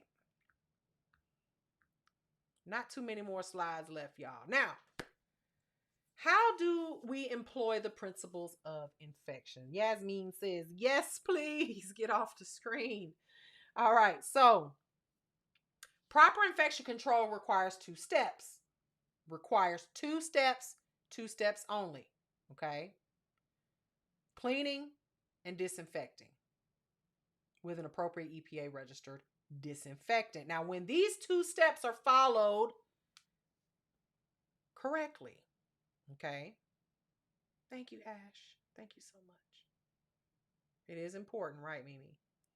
When these two steps are followed correctly, virtually all pathogens of concern can be effectively eliminated. However, sterilization, remember we talked about that level, it's the highest level. That's the process that destroys all microbial life, including spores that can be incorporated into your routine, but it's rarely mandated. Okay? Meaning it's optional. So effective sterilization typically requires the use of an autoclave. All right. So that's a piece of equipment. And if you are in the YouTube, which you can click the link in my bio and you can see it, this is a piece of equipment that incorporates heat and pressure. Okay. So for sterilization to be effective, items must be cleaned prior to use in the autoclave. And your autoclave has to be tested and maintained as instructed in the manufacturer's specifications. Now, we teach you how to use an autoclave in the A&T course, okay, which I will be scheduling that very soon. And this will be available online as well as in person. Okay. Let's see. Now, the Centers for Disease Control, CDC, they require that autoclaves be tested monthly to ensure that they are properly sterilizing your implements. So the accepted method is called a spore test. Now, sealed packages containing test organisms are subjected to that sterilization cycle and then sent to a lab to be sure that it's actually working. So having an autoclave is not just just having it. You have to maintain it. Okay. Jen said, woohoo, I guess you ready for that A&T course. Mandy said, yes, so important. We have them in our medical clinic. Please clean prior. Absolutely. You must clean it prior. Okay. Now, Kay Jones on the YouTube says, I'm seeing a themed salon here. Everyone is wearing a biohazard suit. Oh, it's just in the slides, dear. All right. So Japanese Cherry said, how long do they last? Autoclaves before having to repurchase. Well, I've had, as long as you maintain, they're like a car, honey. They will last forever. You just have to maintain them. For instance, there's a seal that is around that you, when you turn the autoclave to close it completely, there's a plastic seal that deteriorates over time. When you buy an autoclave, buy an extra seal, period, because you're going to need it. You have to maintain it, and they're like cars. They'll last forever. You just have to maintain them. Jen said, yes, ma'am. Chris said, if you let me think about it too much, I want to wear those suits. For real. For real, for real. But they are very expensive. The autoclave that we have in the school was $7,000. Okay. And it is only big enough to clean. I mean, it's big enough for a school. All right. So, let's talk about the steps of cleaning and how we clean. So if you notice in these slides here, this is how you should properly clean your implements. All right. So cleaning involves removing all the visible and surface dirt and debris from your tools, implements, and equipment by washing them with a liquid soap or detergent and warm water. Okay. Or a chemical cleanser. Okay. And using a clean and disinfected brush to scrub any grooved or hinged portions of the item. So you're not just running it over underneath the water. You must scrub.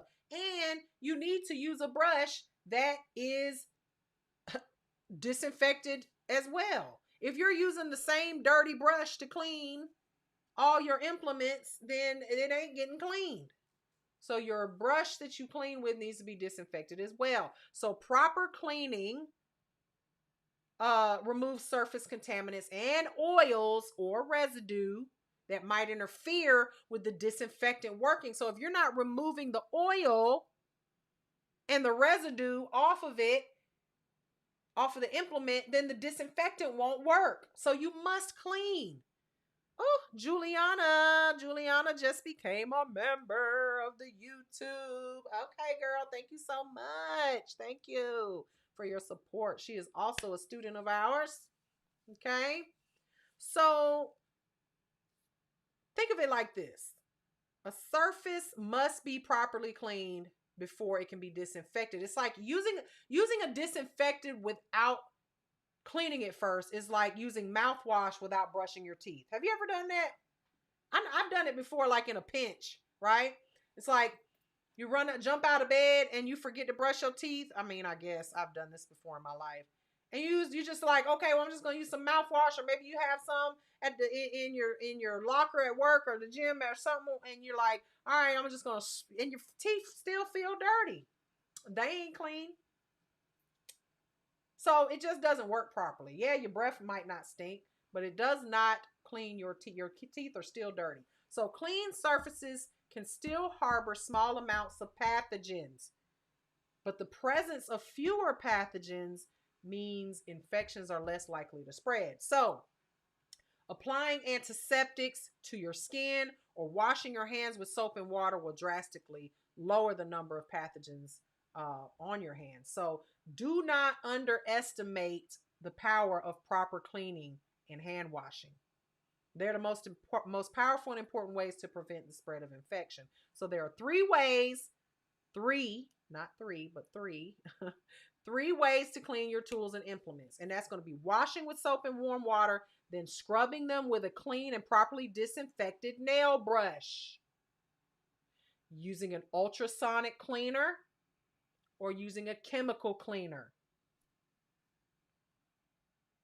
Okay, three ways. Now,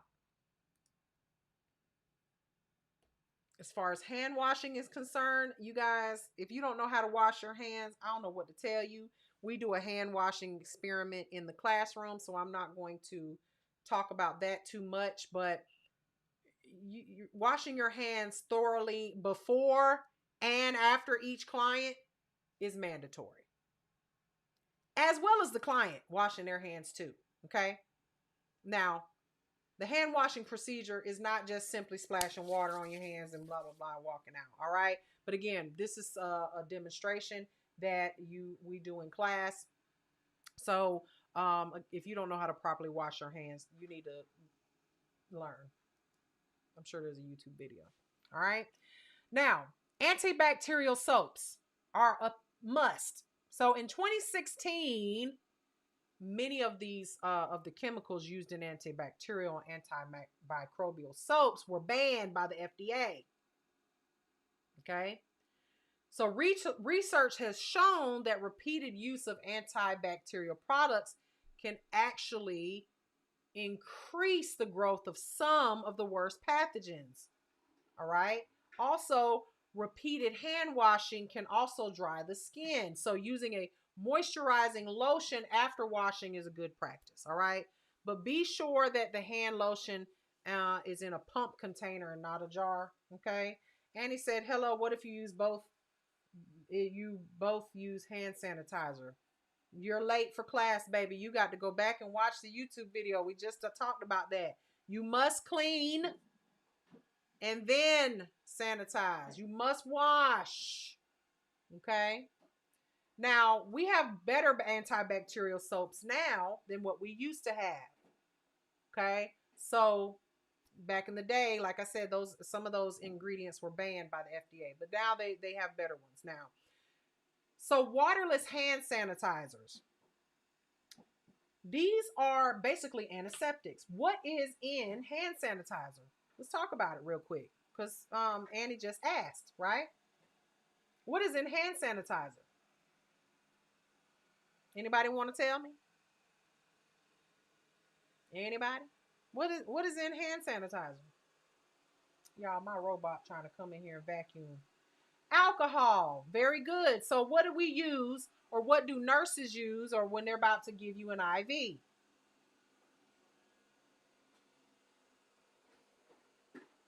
They usually take an alcohol swab and clean your skin. Okay. So Antiseptics are chemical germicides formulated for use on the skin, okay? And they are regulated by the FDA, okay? Now, antiseptics generally contain a high volume of alcohol and are intended to reduce the number of the number of microbes on your skin. Let me send y'all, I got to send my robot back to the doc. She loud. You got to go. Go back to your doc. She always want to clean at the worst time. Sorry. All right. So when there's visible dirt and debris on the hands, neither waterless hand sanitizers or antiseptics will work. Okay? Until you remove the dirt. For instance, let's just use dirty hands as an example. Let's just say I take some pigment and put it on my hand, right? Some colored pigment and put it on my hand. And I just take alcohol and I just rub it on or hand sanitizer, and I just rub it on my hand. What's going to happen? Because Annie just said alcohol is a cleaning agent. No, it's not. Not in the way that you're saying. You're just smearing the doo-doo everywhere. You're just moving it around. That's all you're doing. And that's all. I can do it right now. I can show you right now. I can take some pigment, put it on my hand, and rub my hand around with some alcohol. And it's still the dirt. So imagine that pigment being germs. Right. So alcohol reduces the germs but doesn't eliminate the germs like hand washing. Correct. So Annie said, I said that's what the nurse used to do an IV. Yes, it is. It is. It's what they use to do an IV.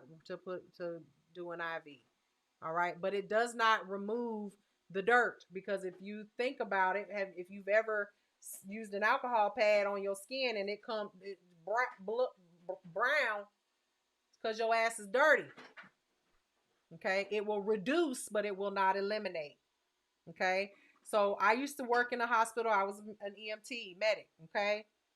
One of the things you can do an IV and simply use an alcohol swab to clean the skin.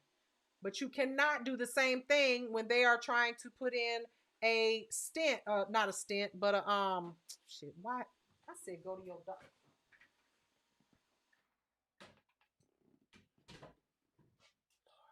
You cannot just use alcohol when they're getting ready to put in, what is that thing called? It goes in here. PICC line, thank you. I don't know why I couldn't. That is a sterile procedure. Sterile. Okay? So, Annie, I'm not trying to argue with you, baby. Don't get your panties in a wad, all right?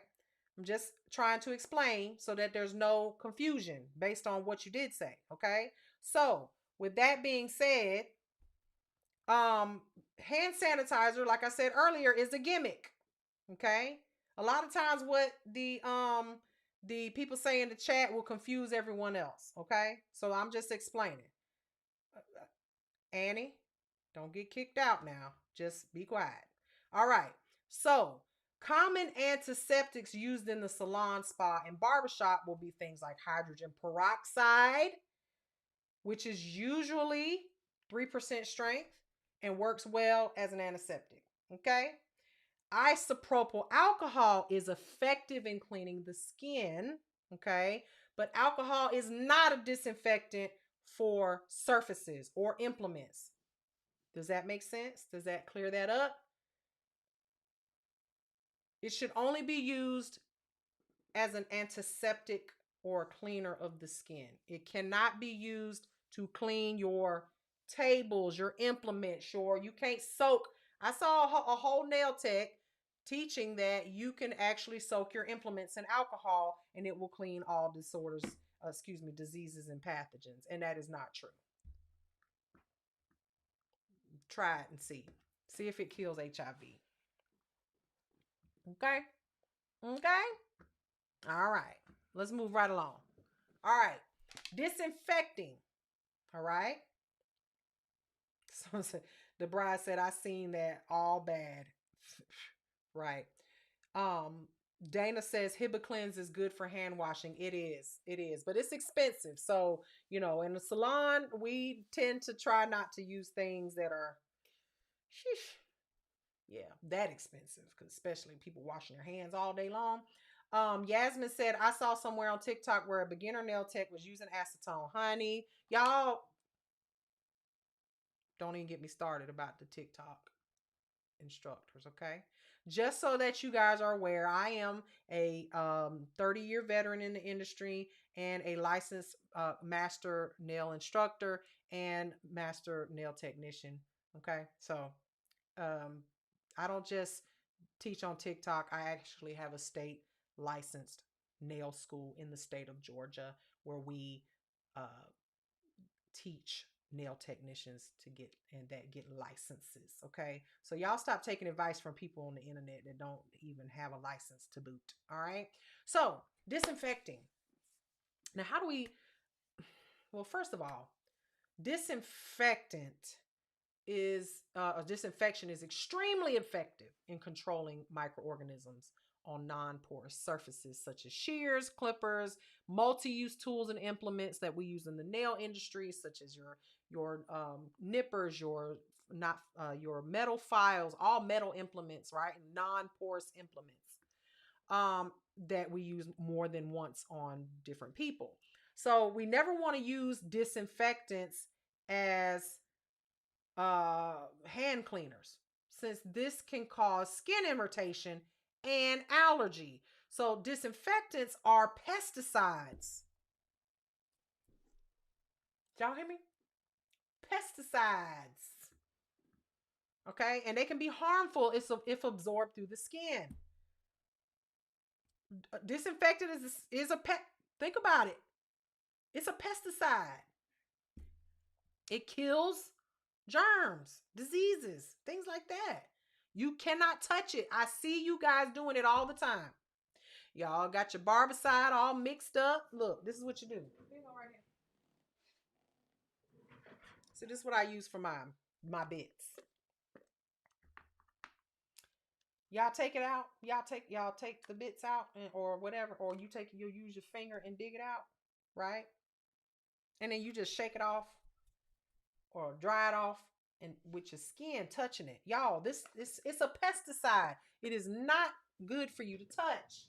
You should be wearing gloves. You should be rinsing that off and drying it off, right?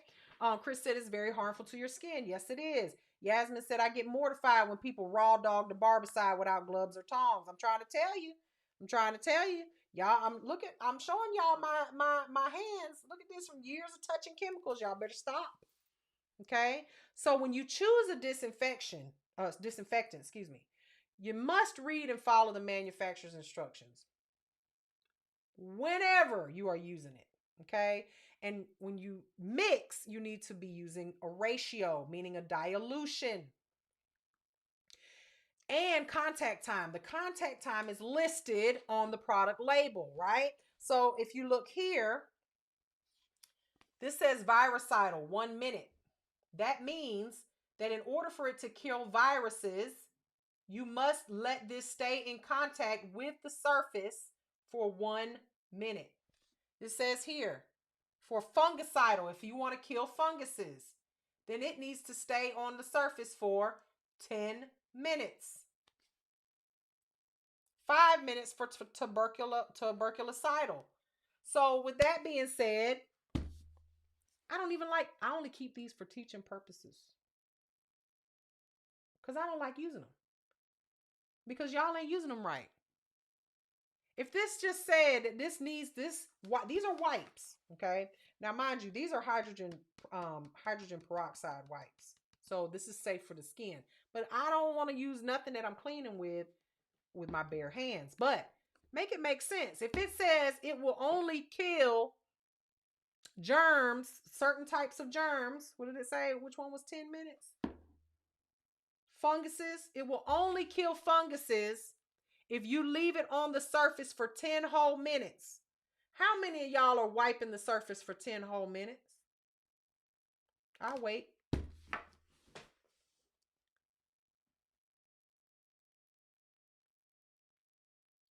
Hello? Is anyone there?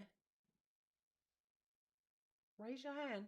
Raise your hand if you wipe the table or the petticoat chair for 10 whole minutes.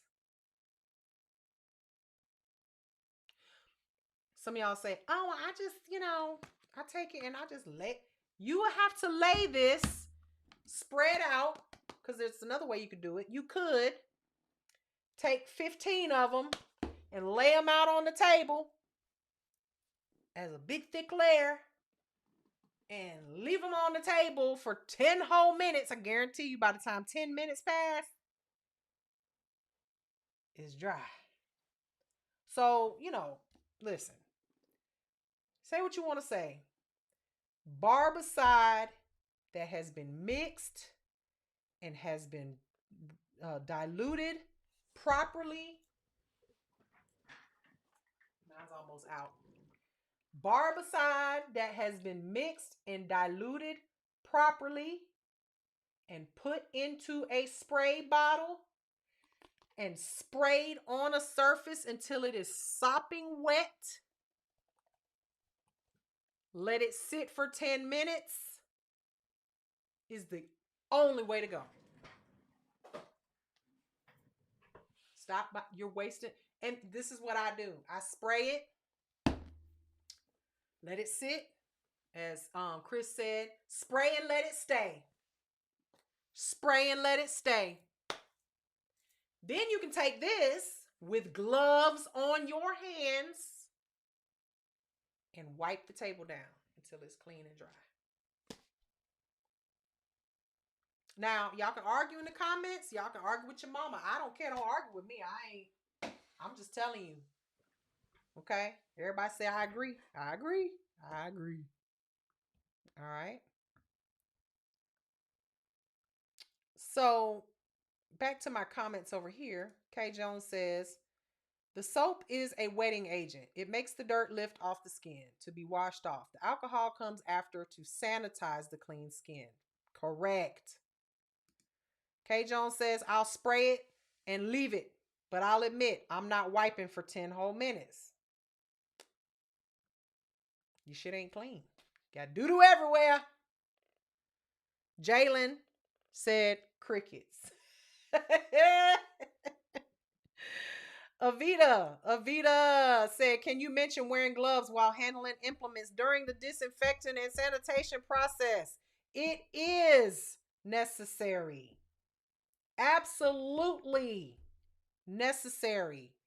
If you are touching your implements in between, you just don't touch disinfectant. Just don't touch it. Okay? And I don't want to touch nasty implements that are dirty and have been possibly contaminated by a client. Okay? Kay Jones said, in my home only. I know, right? Okay? If you read the instructions, like Chris said, it says wear gloves. Nefertiti said, do you do online classes? Yeah, girl, we do. DM me. I use Lucaside in a spray bottle. Lucaside, inside, Cavicide, all the sides. With the mashed potatoes and the gravy too. Yasmin said, girl, I love the chemistry and safety of everything in the beauty industry. Me too. Okay? Ariana, you think I'm funny, girl. All right. So, everybody understand that. Follow the a lot of y'all, okay, I'm really about to blow your mind real quick. How about y'all that's over here using Lysol in the can? Have you ever read the instructions? Some of y'all use it. Some of y'all use it like it's air freshener. It is not air freshener. You can't just spray it in the air and it just cleaned your toilet. Or if you just spray it on the toilet, one little spray and then wipe it off. That's why your ass your family, everybody in your family stay sick. Y'all not using it properly. And I don't like using Lysol because it's in a spray can and it's very a mist. And at the end of the day, you got to use half of the can to get get the surface soaking wet like it says on the freaking instructions. You have to spray enough of it so that it soaks the surface wet. Read the instructions. Your mind will be blown. You have been using it wrong for years. And that's why y'all family stay sick. All the kids in the house sick constantly. Jalen said it's the same as cleaning houses with chemicals, just on the smaller scale with similar chemical effects. Correct. Jenna said, I've been trying to tell my boyfriend Lysol isn't for spraying in the air. It ain't. But I digress. All right, so implements must be thoroughly cleaned, again, with all visible residue before you put it inside of the disinfecting solution, right? Now, generally, barbicide has a disinfecting contact time of 10 minutes, right? So you will clean the implements, remove the debris. Now, here's the thing a lot of y'all don't do is you do not rinse the soap off of it and also dry the implements before you put them in the barbicide. Why is this important? Can anyone tell me why it's important that you dry off the implements before you put it in your nicely diluted and measured barbicide? Thank you. Thank you so much, Jen. It waters it down. Thank you, Chris. It dilutes the disinfectant. Nina said rust can occur. Well, the rust, that's the next step.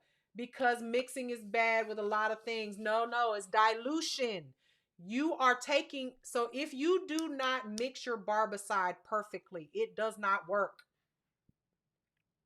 So if you take wet implements that are dripping with after you've rinsed them off, and you just dunk it into the barbicide, now your barbicide is diluted. And every time you add wet implements in there, it's getting more and more diluted. And now it's not working. It renders it useless. Kay Jones says the residual water will dilute the barbicide even more. Absolutely correct. Okay. So you must wash it, clean it, scrub it, rinse the soap off of it, dry it, then completely immerse it. And when we say completely immerse, I don't mean just put the tip in. That's what he said.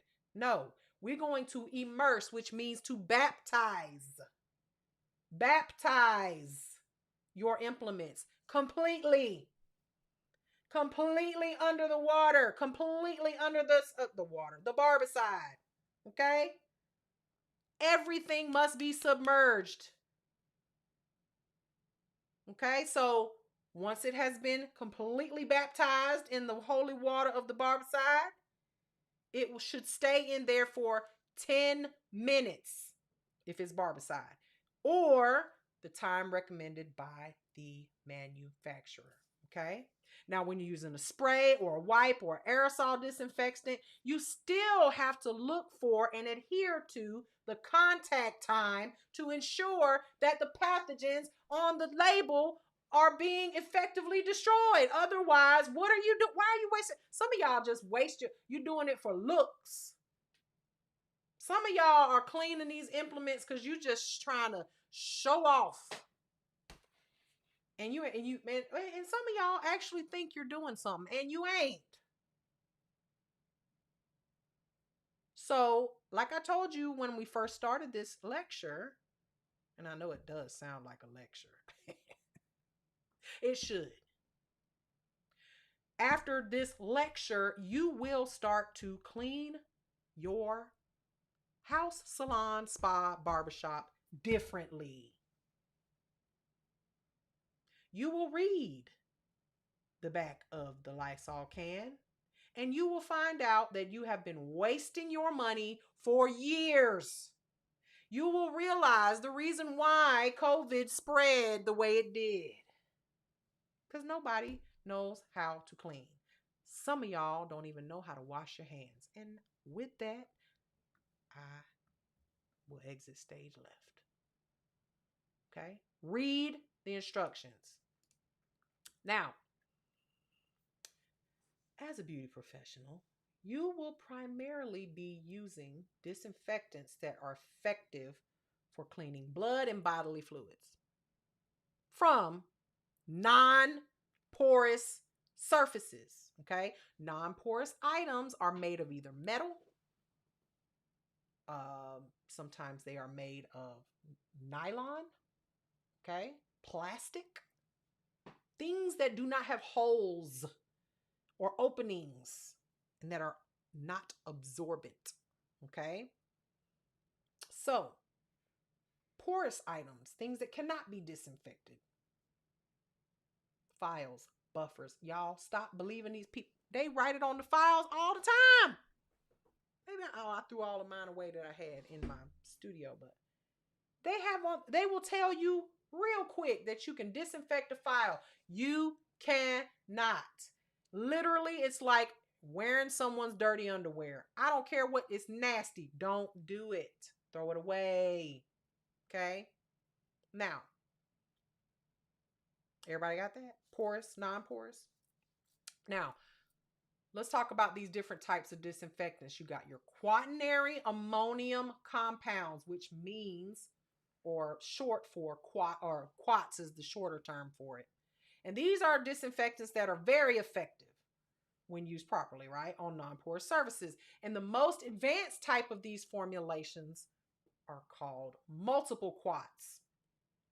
You guys need to know this for your state board. So I know it sounds boring, but you need to know it. So quat solutions usually disinfect implements in 10 minutes. Okay?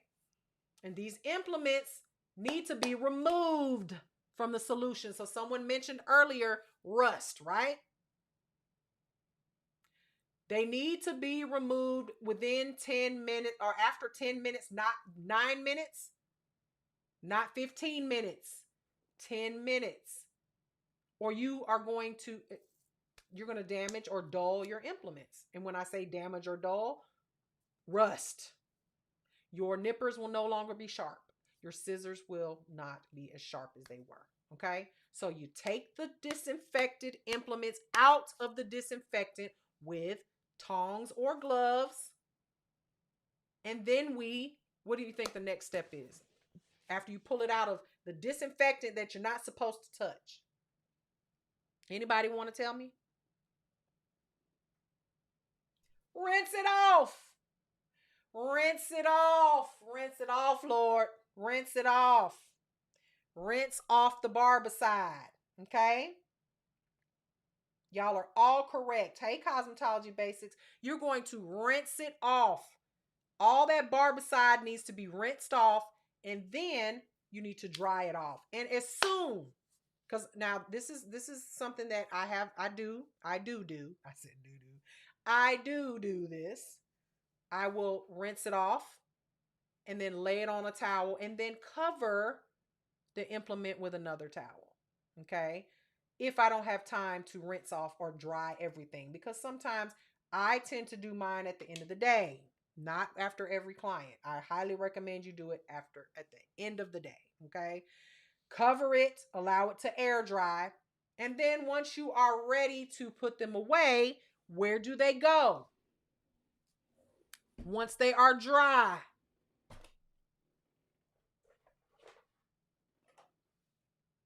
Nina said, me too. Then put them away. Where do they go? Once they are dry, a clean container. In the state of Georgia, a labeled container that says clean, disinfected. Okay? Not one of these. What are you doing? What is this? Does anyone know?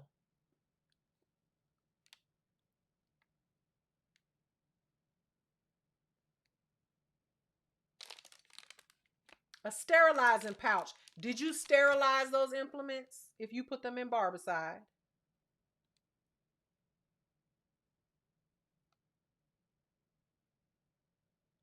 Absolutely not. So why you lying? Why you lying, you little liar? Why you lying, you little liar? Don't. And then you put it in here. You put it in here and you got your clients thinking, oh, you got a sterilizer. No, you don't, you little liar. No, you don't. Do not. I hate to be lied to and I hate to be misled. Okay? If you see these implements inside of here and they were not sterilized, and how do you know that they haven't been sterilized? You see that? It says here, when steam sterilized, arrow turns brown. Is that brown? It's blue. All right? Stop lying to your clients. And why are you wasting stuff like, why would you know how expensive those are? Why are you all you got to do is put it in a box that says clean and disinfected. And please, y'all, clean and disinfect the boxes every now and then. Okay? At my school, my students are issued a box. Okay? They are issued a box. They get their own box. And these boxes have holes in them. All right? That way, they can put the entire box inside of the disinfectant. And then take the box out of the disinfectant. It will drain out. You can rinse it and the water will drain out of it. Okay?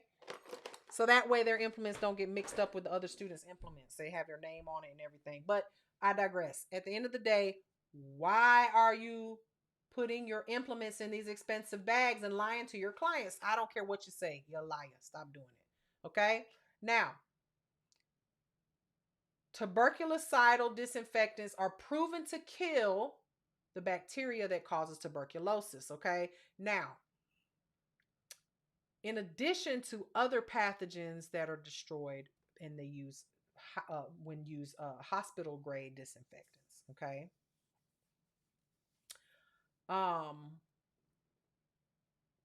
There are other disinfectants out there known as phenolic disinfectants. These are powerful, okay? But just because these disinfectants are effective does not mean that you should automatically reach for them. And nowadays, you can't really buy them. They're hard to find. These have been used reliably over years to disinfect. However, they do have significant drawbacks. So most states have removed them from their requirements due to the risks outweighing the benefits, and manufacturers are not making them anymore. So if you see a phenolic disinfectant, y'all get some barbicide and call it a day. You can buy this stuff by the jugs, gallon jugs, and it will make gallons and gallons and gallons and gallons and gallons and I use it at home. I use barbicide at home to clean. Okay? So Book with Trend says, what does it mean if you disinfect your cuticle nippers and dry them but they eventually rust? Chris said it. It can be leftover water. You must dry them. You got to dry them completely. Make sure that you're opening them up, y'all. And this is important also when you're sterilizing your implements. Open up your implements completely. Open them legs up. It's the one time, it's not a bad thing. Open them legs up, okay? And clean in between every joint.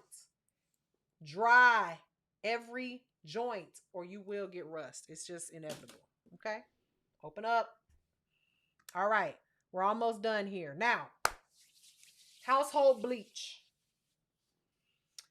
Household bleach is 5.25% sodium hydrochloride. All right. And it is an effective disinfectant, right? We use it at home, right? But it has been used extensively in salons and spas and barbershops before. All right. However, chlorine bleach is the only bleach that disinfects. So it's wise to always look for disinfection instructions on the label to ensure that the bleach you use is actually disinfecting. Now, here's the thing, and this is the reason why we don't use it. Okay? Bleach is corrosive and can damage metals and plastics, and it can cause skin irritation. Have you ever touched bleach, raw bleach, or even had bleach on your hands? It will make you itch, all right? And it can cause eye damage. So, when you mix bleach solutions, I'm not saying you can't use it, right? You can, but why? First of all, you got to follow the manufacturer's directions, right? You got to store it away from heat and light, because fresh bleach solution, when it's exposed to sunlight, it stops working, all right? And you have to use all of it within 24 hours. Because if you don't, after you mix the bleach, after 24 hours, it no longer works anymore. So bleach can also be irritating to the lungs. So you got to be careful about inhaling the fumes, and you never, ever, ever want to mix bleach with anything else. So to be effective, it also has to have a registration number, EPA registration number, and contain at least 5% sodium hydrochloride and be diluted properly with a 1 to 10, a 10% ratio, meaning 9 parts water, 1 part bleach. Why would you use bleach? Plus, it stinks. Nobody wants to smell that when they walk into your salon. Get y'all some Barbicide. Stop being cheap, okay? So, we're almost done here. Here's a few little tips. Okay? Always keep your gloves and glasses on. Avoid skin contact for all of your disinfecting solutions. Pour your disinfection or disinfectant into water and not the other way around. You don't want it splashing. All right? Use tongs, gloves, or a draining basket. Okay? And keep those disinfectants out of reach of children. Okay? Always only disinfect on a clean, hard, non-porous surface. Make sure you use your 10-minute contact time, completely immerse it, and then large surfaces, meaning your tables, must remain moist or wet for at least 10 minutes with Barbicide, or follow the instructions, right? And then replace your disinfectant containers either daily or when they are, or more often when they are soiled and contaminated. And this really depends on how often you're doing clients. Okay. Never touch disinfectant. If you do, wash your hands. All right. And then place disinfectant. Never place a disinfectant in an unmarked container. It must be labeled. And then never mix chemicals. So your favorite influencer said, how long do you think tools should sit in the Barbicide? Baby, you late. It don't need to stay in there any longer than 10 minutes, period. Or you are damaging your implement. Okay? If it has anything floating in it, it needs to be replaced, period. That means it's contaminated. Okay? No, you're welcome. Keep a disinfecting logbook, especially for your pedicure chairs, especially if your state requires it. Okay? Juliana said, smart idea with the holes in the box. Trust me. All right? I'm not going to go over the cleaning procedure. I just told it to you. All right? Now, when it comes to your electrical tools, you want to be careful not to get them, anything wet where the electricity outlets are, but they should still be cleaned and disinfected. All right. Your linens, your towels, your capes, your multi-use products, meaning, again, linen, towels, and capes, they need to be cleaned and disinfected after each client. Do not reuse towels. All right. Towels should be light colored so that you can bleach them. And they can be washed properly and disinfected with bleach. Okay. So I recommend getting light colored towels. Don't get black towels. All right. Now, there's such thing known as chelating soaps. These are also known as chelating detergents. Now, you probably don't even know that you use these on a regular basis, but they work to break down stubborn films and reduce residue, right? Of products such as scrubs, salts, and masks. These are things that end up in your pedicure chairs, right? So, or in the pipes. So the chelating agents in these soaps work in all types of water and are low sudsing. Okay. So an example of a chelating soap that you use every day is your washing detergent, your dishwashing detergent, right? And when I say that, I mean when your dishwasher or your clothes washer. If you were to anybody, because I did it when I was a child and got my ass beat for tearing up my mama's dishwasher. If you put Dawn dish detergent in a dishwasher, you are going to have a sudsy kitchen. Like it's going to overflow and it's going to make bubbles. Okay.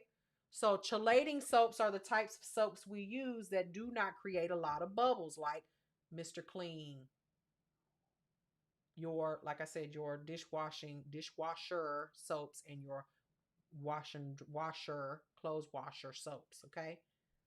So those are the types of soaps you want to use, especially in your pedicure chair, because if you put Dawn dish detergent down your pedicure chair, you're going to have a bubbly mess.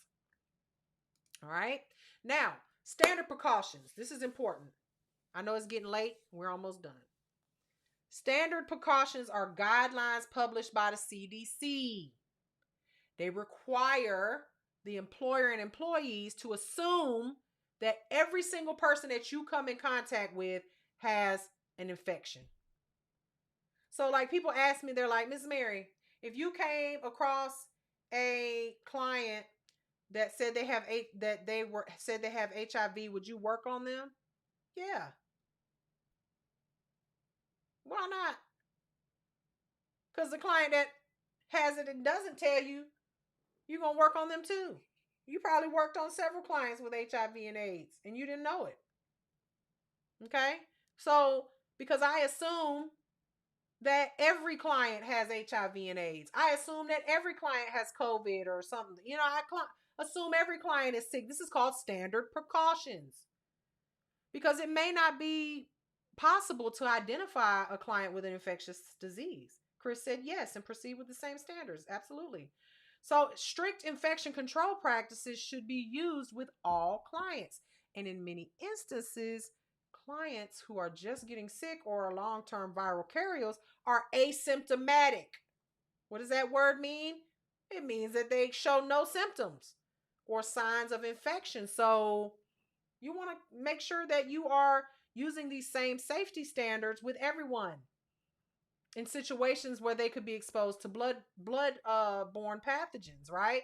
So precautions include proper hand washing, wearing gloves, and proper handling and disposing of sharp implements and instruments. If you look on the slide, this is a sharps container. We as nail techs don't use sharps. Barbers do and nail salons do when they're using razors to cut hair. That's where they go. Okay, so it's important that specific procedures are followed if blood or bodily fluids are present or could be present. Okay, Juliana said, what do you do with dirty used barbicide? Anybody know the answer to that question? It is a chemical. My first line of defense would be for you to read the back of the barbicide container. It will tell you exactly what to do with it. What do you guys do with it? That's a very good question. Oh, and she said barbecue. She meant barbicide. What do you guys do with it?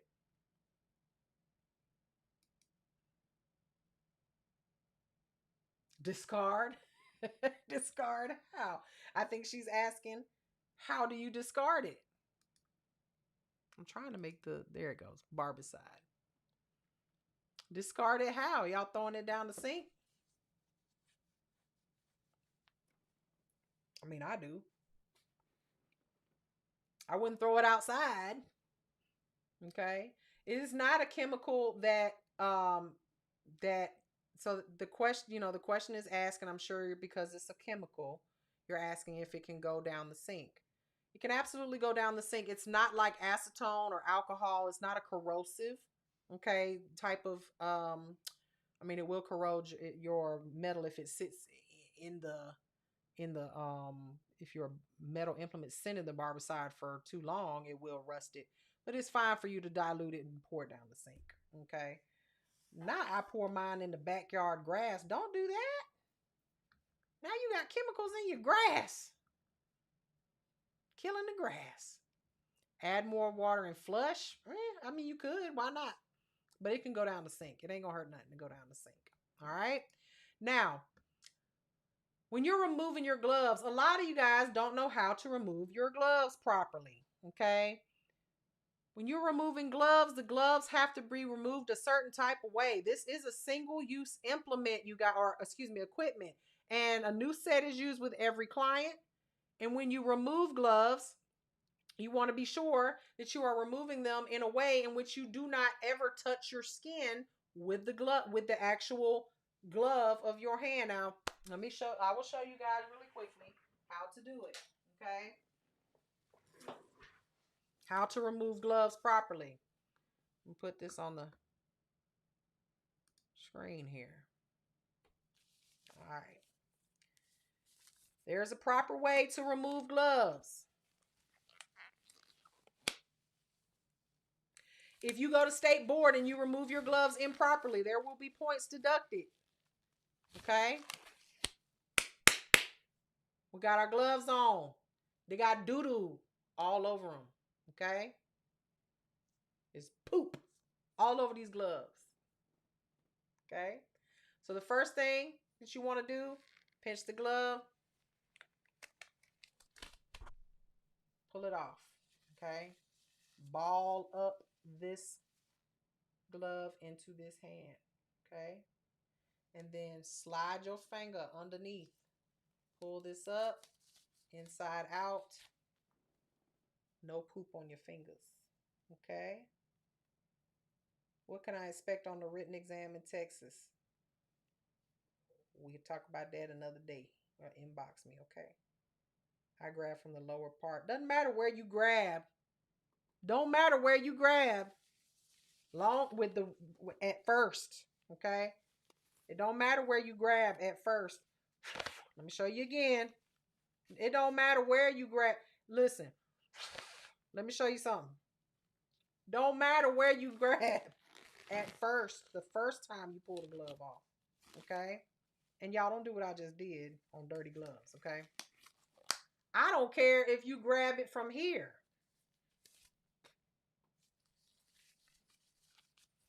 What difference do it make? Long as you ain't touching it with your bare hands. You see what I'm saying? It don't matter. See, I grabbed it from here. It don't matter if you grab it from here. Just don't you touch your skin. Turn it inside out. Okay? Don't matter where you grab that first one, but this second one, make sure this is balled up. Okay? Get under here. Got it? Okay? Don't matter where you grab that first glove. As long as you ain't touching it with your bare hands. Okay? That's what I meant. Don't matter. Don't matter where you grab it. Okay? Just don't touch it. All right. So everybody understand how you remove the gloves. Okay. Last. No, I keep telling you, we only got 3 more slides. Okay. We're not going to talk about clippers. Well, when it comes to equipment and fixtures, you just want to make sure that you keep all the dust off of it. Okay. We're not going to talk about and your ventilation. Keep your place clean. Okay. And then as far as safe work practices and safety precautions, you got to make sure that your exits and fire extinguishers and attire is clean. I don't even know why they have this on here. This is stupid. Okay. That's not, I don't even, I think this is on the whole wrong slide. I think this is on the wrong slide. Okay. So that's it. That is the end of this of my instruction for tonight. Okay. Yeah, this I don't know how this got jumbled up because I got a whole nother 10 slides on here that ain't even infection control. I'm sorry, y'all. So with that being said, I'm gonna go ahead and let you people go for the night. Does anybody have any questions? Okay. Girl, most folks ain't even doing their clippers right for sure. I ain't gonna talk about clippers though. That is not my realm. So yeah. Anybody have any questions about infection control? Everything that we talked about on this live is you are more than likely going to see it on your state board. Okay? You are more than likely going to see it on your state board. State board has changed in the state of Georgia. They have are now, instead of 110 questions, it's 90 questions. Okay? And you have 90 minutes to do the test. So less questions, more chance to fail.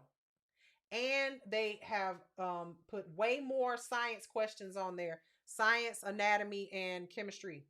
Okay. So you want to know this information. You guys focus way too much when you go to school on how to do extendos and nail art. That is not what school is all about. Okay. School is the foundations, and that is what you guys got today. I know y'all want to see all, y'all can do that, figure all that out on YouTube. My job is to get you licensed and for you to be a well-versed, well-educated nail technician. And this is where it starts, okay? With the simple things like infection control, anatomy, physiology, okay? Your nail disorders and diseases. There are a lot of nail techs out here that are doing beautiful nails and they nasty and dirty and they don't have licenses to, and they don't care. And so that's what I'm here for. And I hope you guys learned a lot tonight. We are enrolling. We have started enrollment for our, we just started a new class. Our enrollment is now starting because we are full. We have no room for no new students. So I anticipate the next one to be full as well. We are starting 3 schedules now. We will have a Thursday schedule, a Friday schedule, and a Saturday schedule. Okay. We will still be doing our hybrid classes where you will do your online with me. That's why my students here are on the YouTube. They are my actual students watching live, and they are will be tested on this information. They have to get this information. This is part of the curriculum. I like to let you guys watch from time to time just so that you guys can see what it's like to be a student here at Mary Negron School of Nails. Obviously, I am home right now teaching this. We do have Miss Shayla. Miss Shayla does our in-person training at the school, and starting April 26th, we will be starting a new course. You will want to enroll now. Okay, you will want to enroll now. Hey Bling Babes. So you can secure your seat. We are 100% full right now, and I will only be taking, because we are full, on Fridays and Saturdays, I will probably only have 3 or 4 spots. On Thursdays, we will have 12 spots available. So, that's it.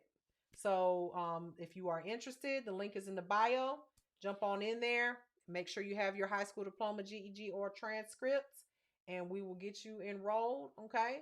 And you guys enjoy your night. I really appreciate this. If you have any other questions, go right ahead. I'm going to end this live on YouTube though. Jalen said, "Thank you so much. Been watching you for a year. You're always a blessing. Stay sharp, Queen." Thank you. Thank you for watching. Kay Jones said, "Thank you. I haven't cut live skin on myself since you taught me, and now I'm paying attention to my cleaning. You're the best." Good. Excellent. Juliana said, "Amazing information. Thank you so much." You are so welcome. I'm going to go ahead and end this live stream, and then we'll talk to TikTok. Bye, y'all, on YouTube. Have a good night. Bye.